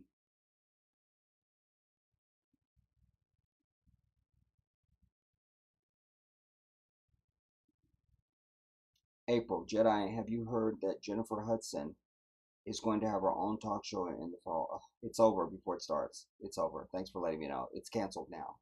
It's canceled. And I'll come back and do an I told you so video. It's canceled. It's canceled. Because what is Jennifer going to talk about? You see, it's always also the sign of a desperate and failed career when you do a gospel album and or you do a talk show. These are all red flags of failed, celebrity. Failed. And Jennifer will probably be able to sing till she's 90. She's probably gonna have that powerful voice of hers. But this is not the avenue. We know you as a singer, and you haven't really given us anything that we've been head over heels, and we can't wait to go see you in concert. And oh my God, is that Jennifer? Is she gonna be on the award show? Oh my God, is Jennifer? We haven't had that from her. You know, she didn't get the big American Idol moment, even winning the Oscar for Effie. No, that wasn't her. Did she win? Yeah, Jennifer won the Oscar. Did she win? She won the Oscar. Did Jennifer Hudson win the Oscar? According to Variety, at 25, she became the youngest black woman to ever win an acting Oscar for her turn as Evan Right. White. And they gave it for the wrong thing because the song was not "And I'm Telling You I'm Not Going." That's not the song. The song that killed it was "One Night Only." So I'm still bitter about that. I don't want to get into it. But no, her show's over. It's over. It's over. It's over. She doesn't have the demographic. Talk shows are very specific. You know, they do test audiences and things like that to see where you market best in different parts of the country and times that people watch and all this sort of thing. And they have all the analytics. What audience is she going to connect to? Doing what? It's over. I'm over it. I'm sick to hear about it. It's a sad thing for her, and I love Jennifer. Uh, Andrea, I think Jennifer won't last long. I didn't even see that. Yes, Andrea, we are here. It's what we do and stuff. That we just know stuff. You go on and say I miss the 90s to 2000s. Yeah, you know. Um, in what 2000 I was blasting bling bling in my car. That and country grammar and who was it for me? Usher 8701. Um, one of the few albums ever produced by anybody that you can just put the album on and the whole damn thing is good. No need to touch it. But yeah, that was magic, man. Magic. It's magic. Anjane, some say $20, some say 20 million, some say 40 nothing concrete. I think we were around the 40 million mark because of how they broke it down in the article that I read. I kind of landed on 40 million. I'll take the 20. I mean, I ain't picky. Just they need to give me my damn money. Richard, Wendy Williams' net worth is 40 million. Thank you, Richard. So I think that because that's where I was at too. I think that's what the article left us with. I think it's 40 million. Shiva, I find it interesting that her and Dr. Oz said on TV that they don't trust the shot, and some months later, they both are off the air. No, no. Dr. Oz was sent to try and get her to get the shot, and she uh, was very adamant every time that he interviewed her. There was two separate times that I saw them speak, and she was the one saying, "Not gonna happen, not happening, not doing it. Anybody else wants to do it, I'm cool with that, but just not right here, not at this gate." And he was like, "Well, eventually I'm gonna weigh you down, gonna weigh you down, gonna weigh you down. Now we're gonna go to kale or whatever the crap he eats." It wasn't him. He's all for the damn thing, and why wouldn't he be? You know, he's also, thank God he doesn't represent himself as this because I don't see anything about it. But he is also a Muslim, but you never know that. He doesn't do anything at all that or mentions or says anything that indicates that. So I've always been disgusted about that from the moment I found it out. You know.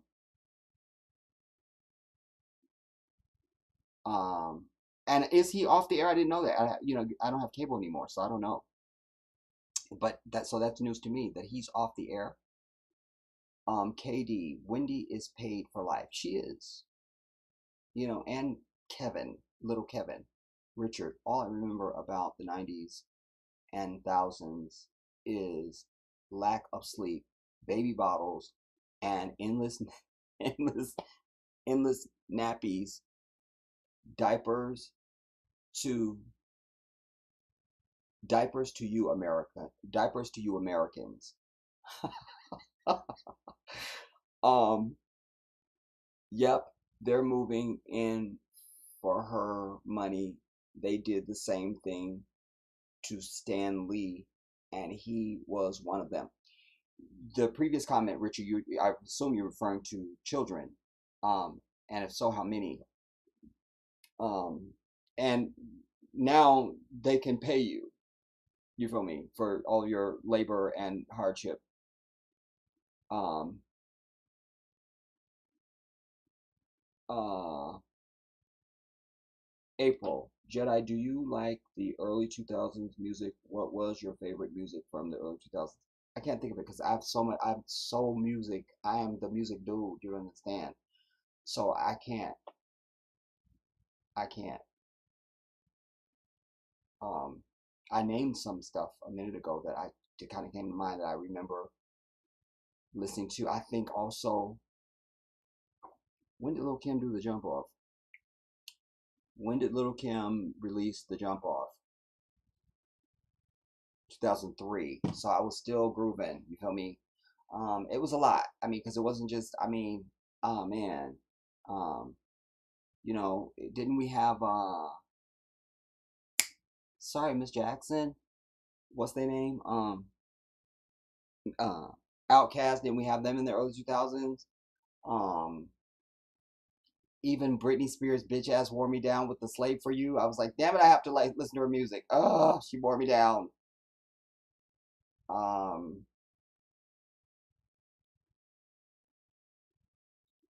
Also, was that them? No, that was old, but I bought it in 2000. I don't know, man. Just everything in in the early 2000s was the bomb. Everything. It's just a different time. Remember, and before 2001. Because remember, September 11, 2001 is when we just got fucked completely. You understand? That's when suddenly Patriot Acts and all the bullshit came in. It all changed, you see. But up to then, it was just a different time. It's a different time. Anjane, this is all speculation. That's crazy. Yeah. And they can just shut your shit down on speculation and innuendo and people saying, well, I had heard. Nah. I'm just telling you that bank would be dust if that was my damn account. I thought it would be an immediate injunction filed to cancel all of the restrictions. They're just basing this on the word of a private wealth banker. They don't have that kind of power. Right, that's what makes it all suspicious, but they all had Zionist last names. And white collusion, white allegiance is always in place no matter no matter where we see it. And it's in New York. You understand? Which is it's its own animal, New York, from their politics to everything. It's its own animal. Um, Nathan Nelson, shout out to you. But I think we're probably gonna get rid of that because I think that's one of those ones that have those links and then it's some bullshit. So I'm removing you, Nathan. Um, Sheba, they need to come up with proof of their accusation and a court order before they just take her money. Yeah. This is also theft. I could definitely articulate a court pleading that outlines theft. It's theft. Malicious even. Malicious. It becomes malicious because Wells Fargo didn't just start yesterday. I know we had no idea that we couldn't do this in banking.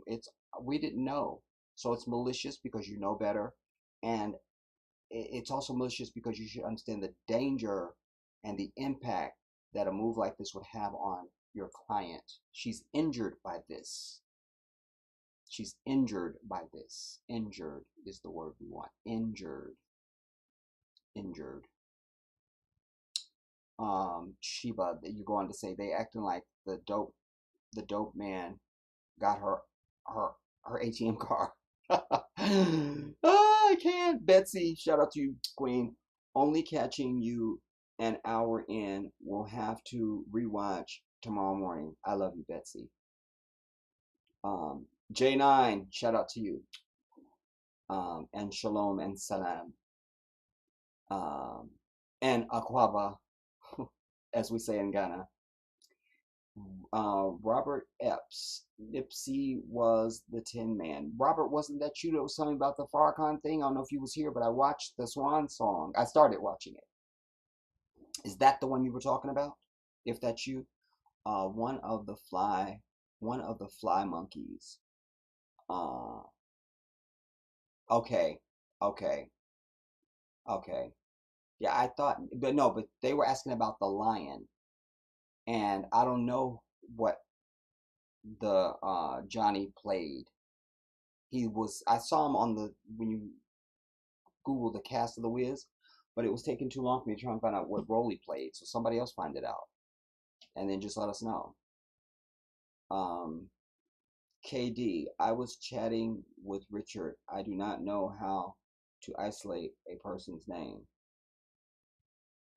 Yeah, I don't either. Like I see people highlight, it'll say the Jedi and lit up. I have no idea how you do that. No clue. Richard, Johnny Brown played the straw man in The Wiz. That's the official word, everybody. That's it. Richard just got us the answer in the UK. Robert Epps, do you mean the movie Wiz or the Broadway play? Ooh, good one. Love the technicality, Robert. Damn it. I will say that I'm sure everybody was speaking about the movie because I didn't remember there was even a play until you just said it right now because Stephanie Mills was in that, who I've met. And she could not have been more gracious, but yeah. Anjane, I don't like that either. I have a woman do my hair and a woman do my makeup. I just don't like all of these men in our personal space. It's the truth. And I just feel like a woman is gonna be the one that can do it better for you anyway. She a woman. I don't know how y'all see stuff that we don't see. That women can see some. I see a sister wearing some sandals or anything a woman is wearing, and it's just clothes. She just has that on. It means nothing at all to me unless it's something that really stands out and go, damn, she killing it. You know, like you see like Michelle Obama come out their last White House State dinner and she was in Versace. Oh, God, I could cry talking about it. She was everything, dude. Unless it's something that really steps out like that, I'm not gonna notice. But you'd be they, ooh, girl, that's cute. That's cute. Why is it cute? Why is it cute? What? Why? So I'm just trying to say they have that eye. So that's it. Women notice how women do their makeup. Like, I guess all makeup is not done the same. You know, they see little things. So I'm just saying, like, a woman needs to do the fucking makeup. That's what it is. That's what's happening, and that's the law now. I just wrote it. Um, Rose. Yes, Kevin. Uh, Janet's makeup artist. Kevin O'Quan. Yeah, he did do my wife. You understand? I told him to back. You feel me? So, back off my wife on me. So you're standing too close. You know what I'm saying? So, he may have ended up in the hospital and I can't remember it. I don't know. Anyways, reading next comment. April, I always call that Wendy. I don't think Wendell Williams wasn't never pregnant. Wendell and his husband Calvin adopted that. And I really haven't had a good enough look at her son to see if I even think he looked like either one of them, quite frankly. I don't really care. Like, I never was here for Wendy. She's just, I can't. She's just not my brand on any level for any reason at all. Robert, I can't wait to see the Martin cast reunion. There's going to be a Martin reunion because I don't watch Martin and I hate it. And also, I saw Tommy, he's passed on now. He was in my local Walmart. And I am Mr. Celebrity Friend. So if there's going to be a celebrity any place, I'm going to meet you and it's going to be all good. It wasn't. I went down the opposite aisle from the aisle I knew he was on, so I could come back up the aisle like I'm just happen to be on this aisle and we're passing each other.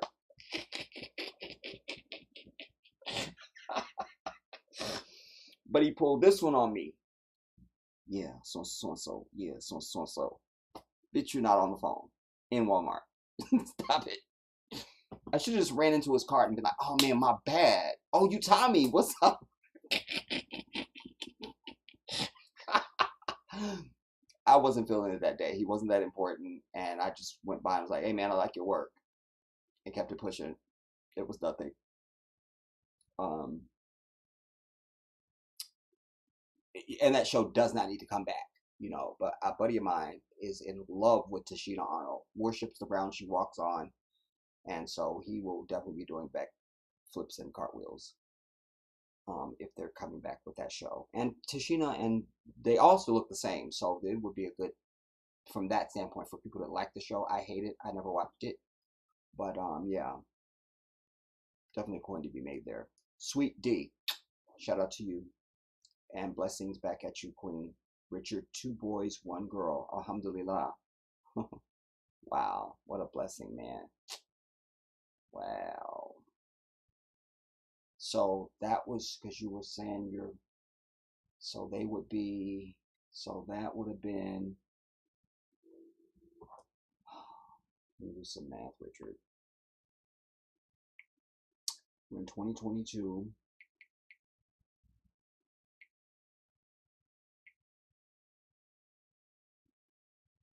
Well, it's easy. I just need to go.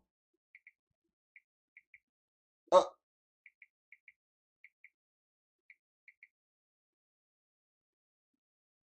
okay. So they are of age now, and you would have been, I'm guessing, 30 when the kids were born. 35, I feel, is just a bit, anyways. And how far apart are they? And in what order? Is it boy, boy, girl, or twins, girl, or girl, twins? What? Talk to me. Robert. Yeah, Aaliyah died a month before 9/11, too, from a plane crash. Yep. Yes, that's it. Minister Farrakhan Swan Song. Yeah. And I'll mention something else about that. But I want to say something to this Aaliyah thing because I've told the story before. the night that Aaliyah died, I was still living in Maryland, and me and my buddy James, we had gone to this spot we used to hang out at, and I feel like that was a Saturday. Anyways, we get to the spot, and people are saying Aaliyah died. Did you hear about Aaliyah? We're like, nah, man. Finally, uh, somebody said something to us that we couldn't deny. Like it, like you always consider the messenger. Like if so and so said it, it must be the gospel type thing.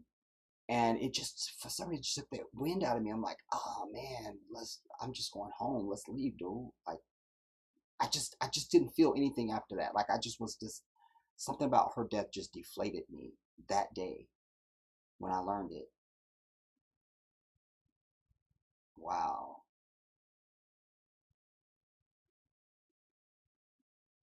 And the death of Princess of Wales too. Didn't take the wind out of me like Aaliyah did, but I didn't know it was a revelation because I didn't know I had been that affected by her until I was reacting when I was learning that she had died and that they were showing the images and the crash and the shit. And in that moment, I was like, wow, I didn't realize I had been that affected by her. It was really something. Um, I was going to say in that Swan song, Robert, um, I opened up with that. I was talking about how, you know, he was sitting in a chair for the first time, and it's just like, I've been thinking about his mortality anyway over the years, especially when he had the bout with prostate cancer. And it's just going to be a really sad thing, dude, when we lose that dude. Because I love him so much. He is loved, and he loves us. He loves his people. He loves his people. Shame on him for still going around with this, because that video also provoked me to watch some other stuff. Um, and what's the fucker's name? Something Muhammad. Can't think of his name. Anyway, just when they step to the mic, they always come with this, and we thank God for intervening. We thank Allah, the one God, for intervening in our affairs and coming to us in the form of Farad Muhammad. They're insinuating this man that God came as this white crook Arab ass dude. Nah, man, they not Muslims, dude. And he's a very educated, brilliant man, and he knows this is some bullshit. He know it. That's my only charge against him, you know. But I love Farrakhan. I love him. He's worthy of our love and our honor. And we need him. There's nobody else to step in when he's no more. Even if somebody does step up, you're not him. You're not that brand. He's firebrand. He don't give a fuck. That's the dude you need. It's already sad in advance, dude. It's sad right now.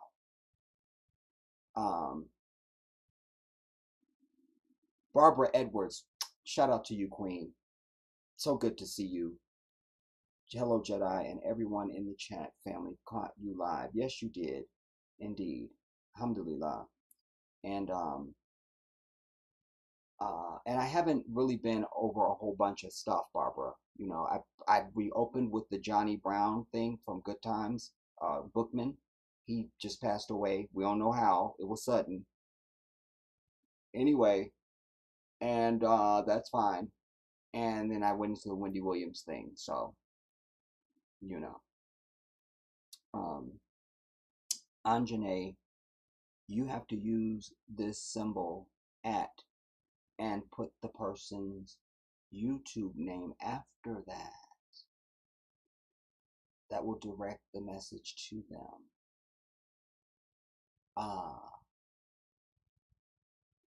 Yeah, I do see that. You're right. I'd be seeing that that's how I know it's to somebody else. You're right. I didn't even, yeah, you're right.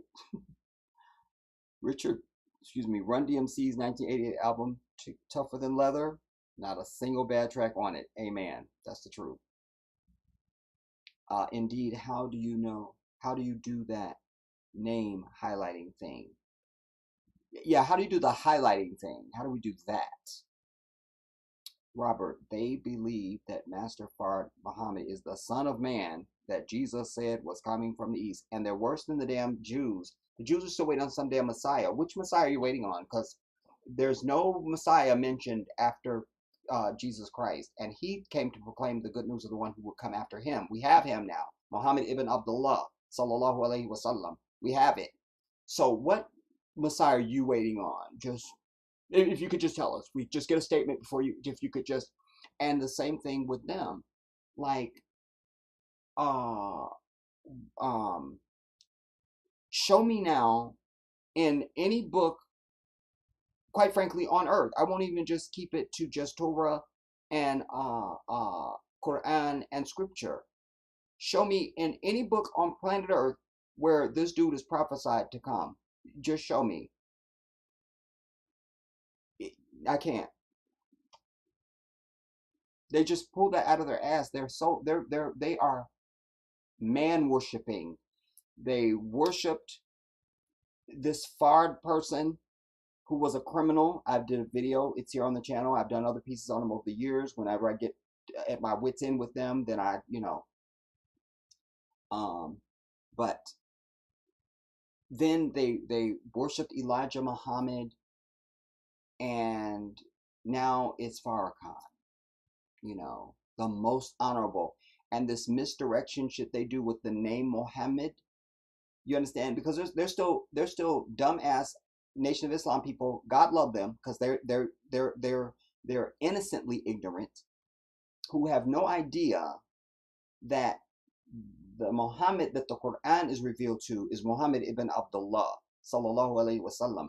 It's not Elijah Muhammad, Elijah Poole, who turned his name to Muhammad.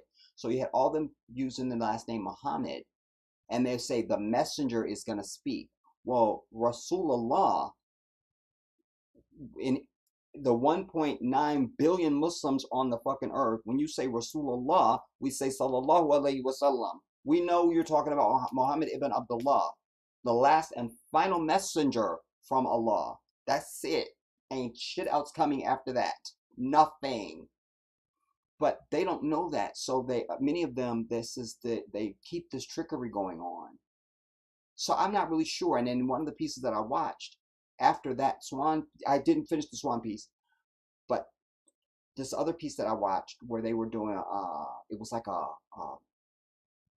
town hall really on the death of Malcolm X, and there's this one of the Nation of Islam dudes that came to represent the Nation of Islam. He sounded and looked just like a young Farrakhan. It was him, dude, the cheekbones and all.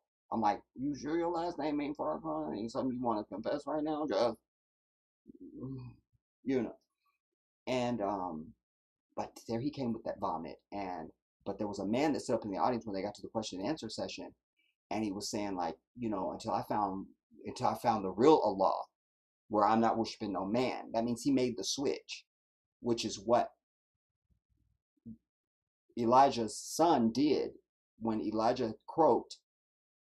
His son Warith Deen, Rahim of Allah, he switched them to Orthodox Islam, not this occultic whatever, that is the Nation of Islam. Listen, that's a necessary organization, but stop calling yourself Muslims. I mean, they're decent people and all that, but they are not Muslims. We don't play about that. They think that God came as a man. You're immediately in a conflict with one of the most foundational principles of Islam, and that is Tawheed, the oneness of Allah, Tawheed. You understand? So I can't. But I have all the respect in the world for them. Not a sharper brother walking the planet Earth than a Nation of Islam, Fruit of Islam brother from the FOI. Just not a sharper brother. Not more disciplined, more crisp.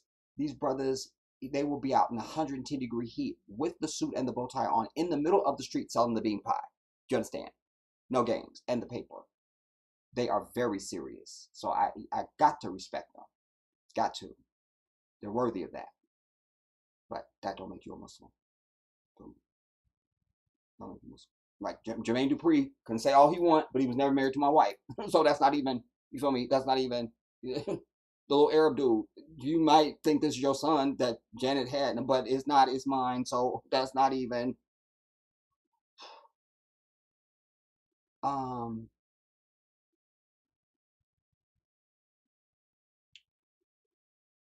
that Jesus said was coming from the east. Yeah, that ain't the dude. And Jesus never talked about anybody coming from the east.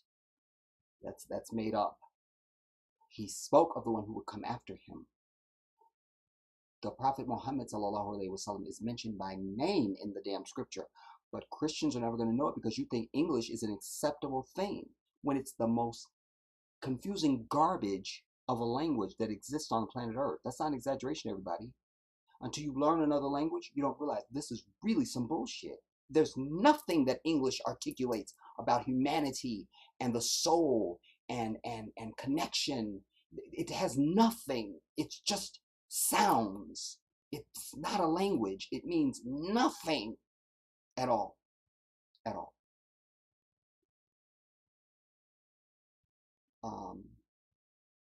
Like if they at least had an Aramaic Bible, it would still be some bullshit, but at least it would be a start.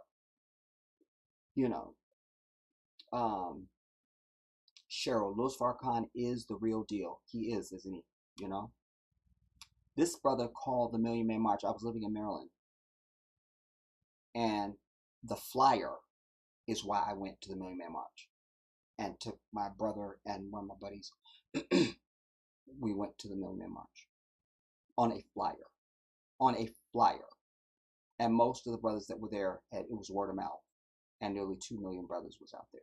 It was the most beautiful thing. It was everything, man. It was everything.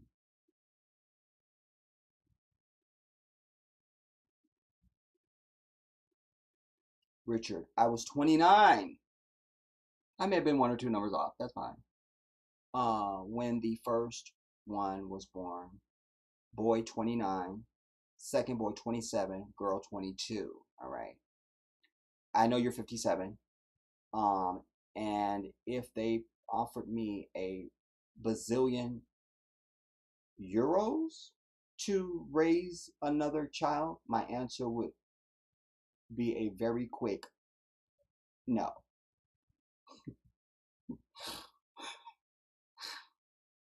Robert and Master Fard Muhammad's father was black Arabian and his mother was white from the Caucasus Mountain region. I don't have any evidence of that. I don't know anything about his parents' lineage. I don't think there was a black father anywhere because there's nothing about him that shows up. And that black sperm is powerful on me. You feel me? His mother, you say, is from the Caucasus, whatever. But if his father was a black man and she from the Caucasus Mountain region, that means the bitch don't have no DNA. So that baby should have shown up looking like me, and it didn't. So I doubt his father was a black man. When pictures of Fard Muhammad, in fact, let's just pull pictures of Fard Muhammad so everybody knows what we're talking about. Because why not? Because why not? Um,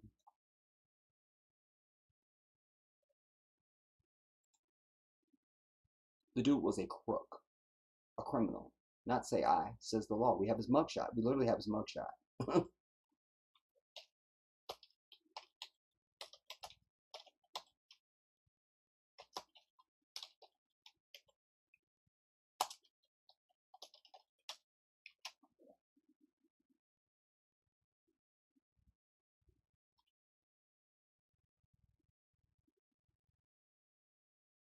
Look,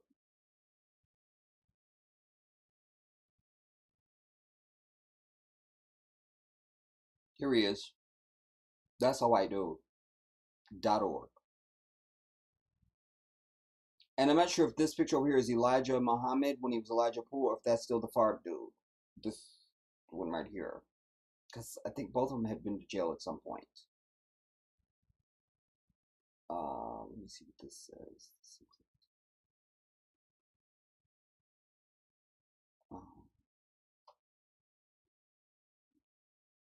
Yeah, that's him. That's him. This picture to the left. That is not a black dude. That's not even somebody with a black father. Nothing about it at all. We have to be over it.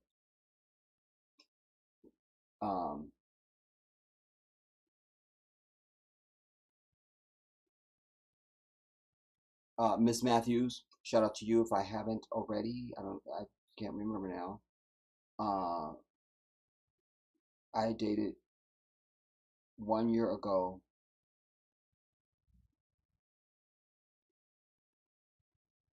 Truth, clean, sharp, on a bad day, caught off guard, clean. Oh, I must have been talking about the FOI brothers. That's got to be who you're talking about. You said I dated one years ago.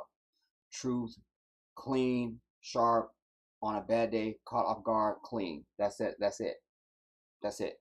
They're very, like I have said to you guys over the years, I think it should be, even if they're not going to be Muslim, or definitely if they're not going to be Nation of Islam, it should be mandatory curriculum for at least boys to go to experience at least 1 year of the Nation of Islam, just as required curriculum. Sheba, those are different men. The guy in the mugshot is not Farad. Elijah Muhammad went to jail for not going to the military. I'm with you on that, but on that last one that we saw, it says Farad Muhammad and FBI, COINTELPRO. And my image is in the way, you can't see, but the picture that I clicked on where it had the newspaper clipping, it says, hopefully the picture's going to show. Oh, again, it's over here on to the right where I'm at. You can't see it. I'm over it.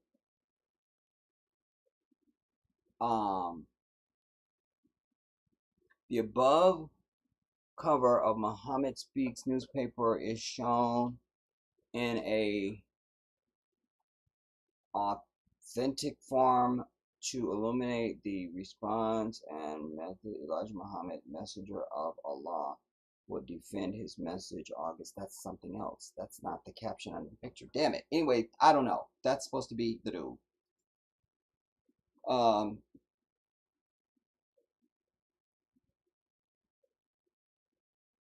The nose is the same. It's the dude.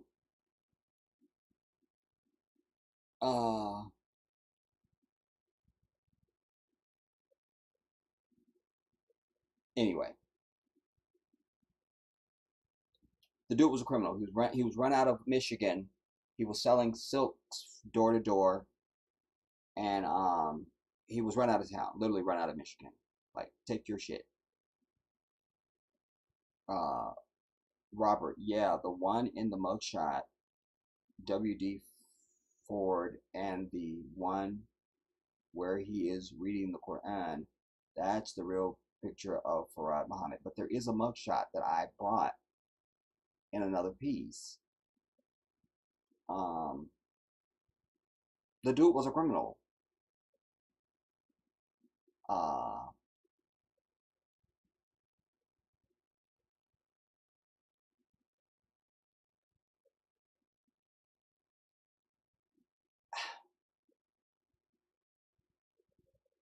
But most importantly, y'all need to just know that even with the mugshot notwithstanding, just that dude that you saw reading the Quran who looks like Hitler, that's the dude they claim is God comes a man in the form of this man.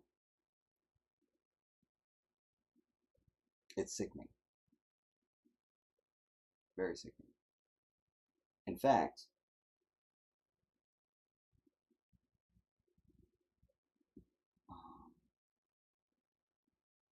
where's my phone? Phone. Oh. I know I screenshotted on here. So I need to come down over here. And what am I doing? I'm going to this. And I'm gonna find out the screenshots.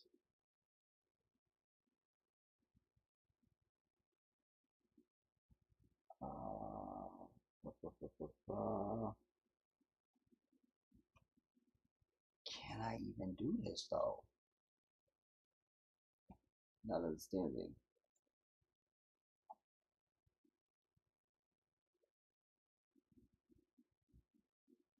Is this the one I read? Yeah, because it was Wendy Williams, everybody. Wendy Joan. Uh,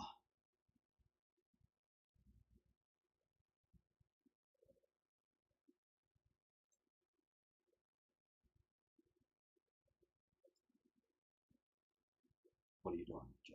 You're doing.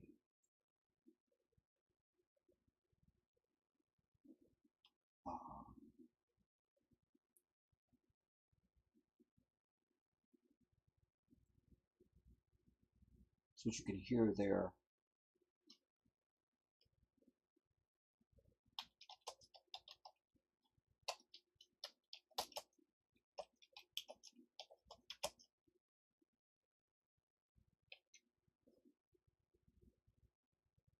Perfect. Exactly. The truth of it. All right. You just need to hear this guy when he steps up. How he introduces. Stones or to criticize. Wait.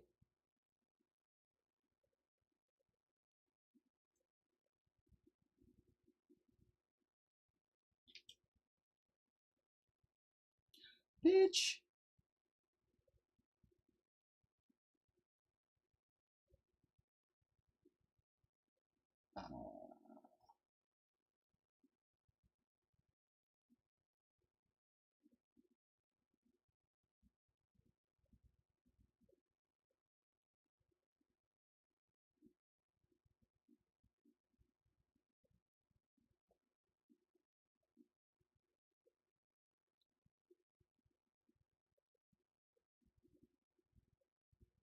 Hear the jargon, this confusing speak. This is what Louis Farrakhan says when he steps to a microphone, and this is what this dude says. They all do it. No. I forget his name. Something Muhammad. He's gonna say it. I hope. Maybe the dude said Coco, not Coco. Yes. Presence here today, as far as I'm concerned, even though I'm not part of the Malcolm X Commemoration Committee as such, it is indeed, to me, indicative of the spirit of the committee in trying to move beyond the schisms and the antagonisms and contradictions to maybe try to bring about some easement of the tension and maybe hopefully move towards solidarity and working together. Of course, I speak of Brother Minister Conrad Muhammad, who is... It's so easy. Why didn't I can't? This is why I can't. All right, hear what he says when he comes up to this microphone, everybody. This is the vomit that Farrakhan does when I'm like, dude, you know you lying. But only way I've reconciled it because I believe Farrakhan to have good intention. He's a good man. I love him. But I think that I think he thinks that the goal is greater than the means, Like, I'm sure he's made some stuff for us and ask Allah to forgive him, on the great day. But this is one of the things that Allah says specifically He was not forgiving you for. One is suicide. The other one, and first of all, before suicide, associating anything with Allah. Anything. Anything. You associate anything with Allah to equate any offsprings, partners, nothing. Allah is saying, I'm not forgiving that. Not having it. Not forgiving it. Not doing it. And they know that. So, at least Farrakhan knows it. He even pulls up Surah 103 from Quran. And he's saying it in English. Luckily, I know it in Arabic. But that's the other thing, too. They don't try to learn the divine language. That's a problem. That's a problem. That's a problem. But in that surah, he's trying to make it sound like that's a man that the surah is talking about. It's not.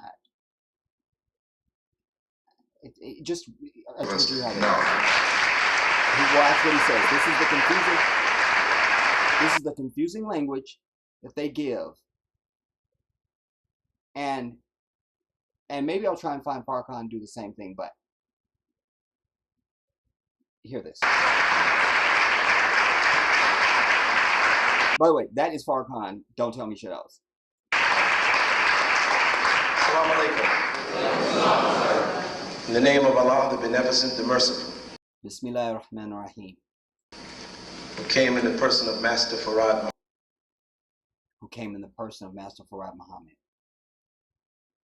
Muhammad. And we forever thank him for blessing us. And cursing your ass for associating any offspring or partners with Allah, or saying that he came as a man, and Allah says all through the Quran, he is not part of his creation, he is above it. He is not coming into his creation, he's not part of the creation, he is the creator, he's the one who creates. You understand? They're so off, but God love them because these guys are very fucking dedicated and serious. So I appreciate your hustle. Got to respect the game, but you just wrong. With our beloved leader and teacher, the most honorable Elijah Muhammad, the messenger. The most honorable, because the most honorable is Allah. So just this most honorable is a sneaky word. Of Allah, the exalted Christ. And we thank the two of these great worthies. That Elijah Muhammad was the exalted Christ, so you need to watch your ass. You don't know anything. You understand? Elijah Muhammad was the exalted Christ. He just told you. Hear it again. No.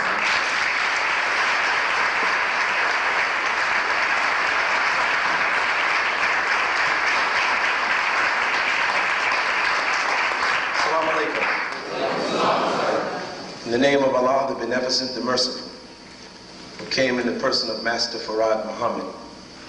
And we forever thank him for blessing us with our beloved leader and teacher, the most honorable Elijah Muhammad, the messenger of Allah, the exalted Christ. The messenger of Allah, the exalted Christ. That dude is nowhere in any book revealed by Allah. Nowhere. And this is their cadence that they go through. This is improper. When a Muslim, certainly if anybody, you're going to speak to a crowd of Muslims, or even a group, it doesn't even have to be Muslim, it's just your normal protocol. But how he's representing himself, he's there speaking on behalf of the Nation of Islam, blah, blah, blah. He's a quasi-imam at this moment, we'll just say that. But you see they're giving thanks to nothing and associating partners with Allah. A proper Muslim standing to a mic, I've done it for you guys even. You're reaping blessings on the prophets. You're giving glory to Allah. You're sending du'as and blessings on ancestors and things like that. In alhamdulillah humman kathira, wa salat wa salam ala Rasulullah, wa ala alihi wa sahbihi ajma'in. Ashhadu an la ilaha illallah, wahdahu la sharika lah, wa ashhadu an Muhammadan abduhu wa rasuluhu. Wa khatam arba'in, rahmatul lil alamin. Wa ya inra bidnihi, wa sadaj munira an abad. Ameen. This is the proper stepping to the mic. And then, dear brothers and sisters, I greet you, assalamu alaikum wa rahmatullahi wa barakatuh, whatever you want to do. But this thanking God for coming as a man and Elijah's exalted Christ, what book is that in? Because no, like there's not only just forget the Islamic point of view, he doesn't even have a theological reference for any of the statements he's making and just his opening there. That's not in any school of divinity, theology, learned lore, knowing it all, nothing. Historical records, nothing. It's just they pulled it out of their ass. And so now Elijah Muhammad is the exalted Christ. That's not mentioned in any book on earth for any reason. No prophecy about him. Every prophet that ever came to mankind was prophesied including the Prophet Muhammad sallallahu alaihi wasallam. The son of Mary spoke gushingly of the Prophet Muhammad, saying, I'm not even worthy to tie his sandal laces. He's so everything. I'm not even worthy. But you don't know that because there's 534 versions of the Bible. That's first of all. And any of those 534, you're going to read them in English anyway. So that's another disaster, another flat tire. And then on top of that, you won't read any of the original languages, i.e. Aramaic or Hebrew, which at least gets you started down the path of truth, where you read the name Muhammad. Even in the Torah, you have Jews all over the internet that's saying, yeah, Muhammad is in our scripture. We can read it for you in Hebrew and tell you that this is Muhammad. Like, we know it's what it is. You understand? But no mention of Elijah Muhammad. None. They're so zealous. They're right up there with these people that I tell you guys about. They want to believe like we didn't come from Africa and then populate this bitch many thousands of years before anybody else came here. No, that's not good enough. No, we came from America. There was no Africa at all. Just poof, we came out of America. This is right up there with them. They want to, it's not good enough for them to just accept Islam as our original way of life as Africans, period. That's not enough. They got to have their own shit on it. Like the perfection that Allah revealed, that's not good enough for them. No, we have to make that our own some kind of way. And they're just wrong. They're just wrong, man. They're just wrong. Let me see if he's still doing the intro. And we thank the two of these great worthies over and over again for giving the black man and woman in this day and time a true champion, a true leader, a true benefactor. I speak of the Honorable Minister Louis Farrakhan. In their names, I greet you. Salaam alaikum. Now, in their names. Nah, we never catch a Muslim doing that. That just doesn't happen. But we don't count them as the 1.9 billion Muslims. They're not in that number. They're not. Let's see if we can get Farrakhan doing the same so you can understand how he intros. He's a wordsmith, dude. I'm telling you, he know better. That's what kills me about it. You know better. You know better. Well, why don't we just do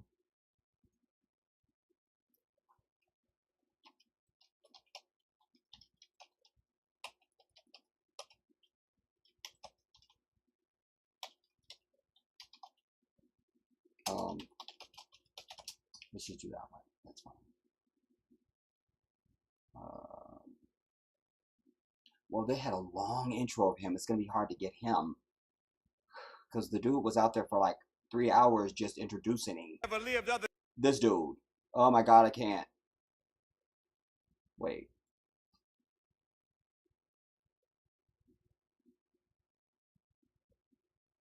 He passed all these damn people with all their glorification of him. That's why I also think that the nation is going straight to hell once he passes, because a lot of these brothers, sadly, and shame on them, are so in love with him. You know, I get it. He feels like a father. Even if you got your daddy, whole daddy still alive, and y'all have a perfect relationship and all that stuff, Farrakhan does have this father thing about him. Like, I feel fathered by him even. You know, he's worthy of that. And so these brothers, many of them, they're so dedicated to him, they've lost the goal of what's really important, you know? And they're just going to be disillusioned, you know, when eventually something happens to him. Because now who they're going to worship? Because apparently just worshiping Allah is not enough for them, apparently. And evidently. The Honorable Minister Louis Farrakhan, we say Allah, spiritual wickedness and high. We say Allah. They don't even make any reference. It's like, I hate when people speak Spanish and they don't do the inflections. Like, you're speaking another language, it sounds like that. So you don't get to talk flat and say that that's Spanglish. I hate that, and I'm consistent. So I hate when and we say Allahu Akbar. It's like white people saying it. Ugh, oh my God, I lost 3 teeth right now. Oh my God.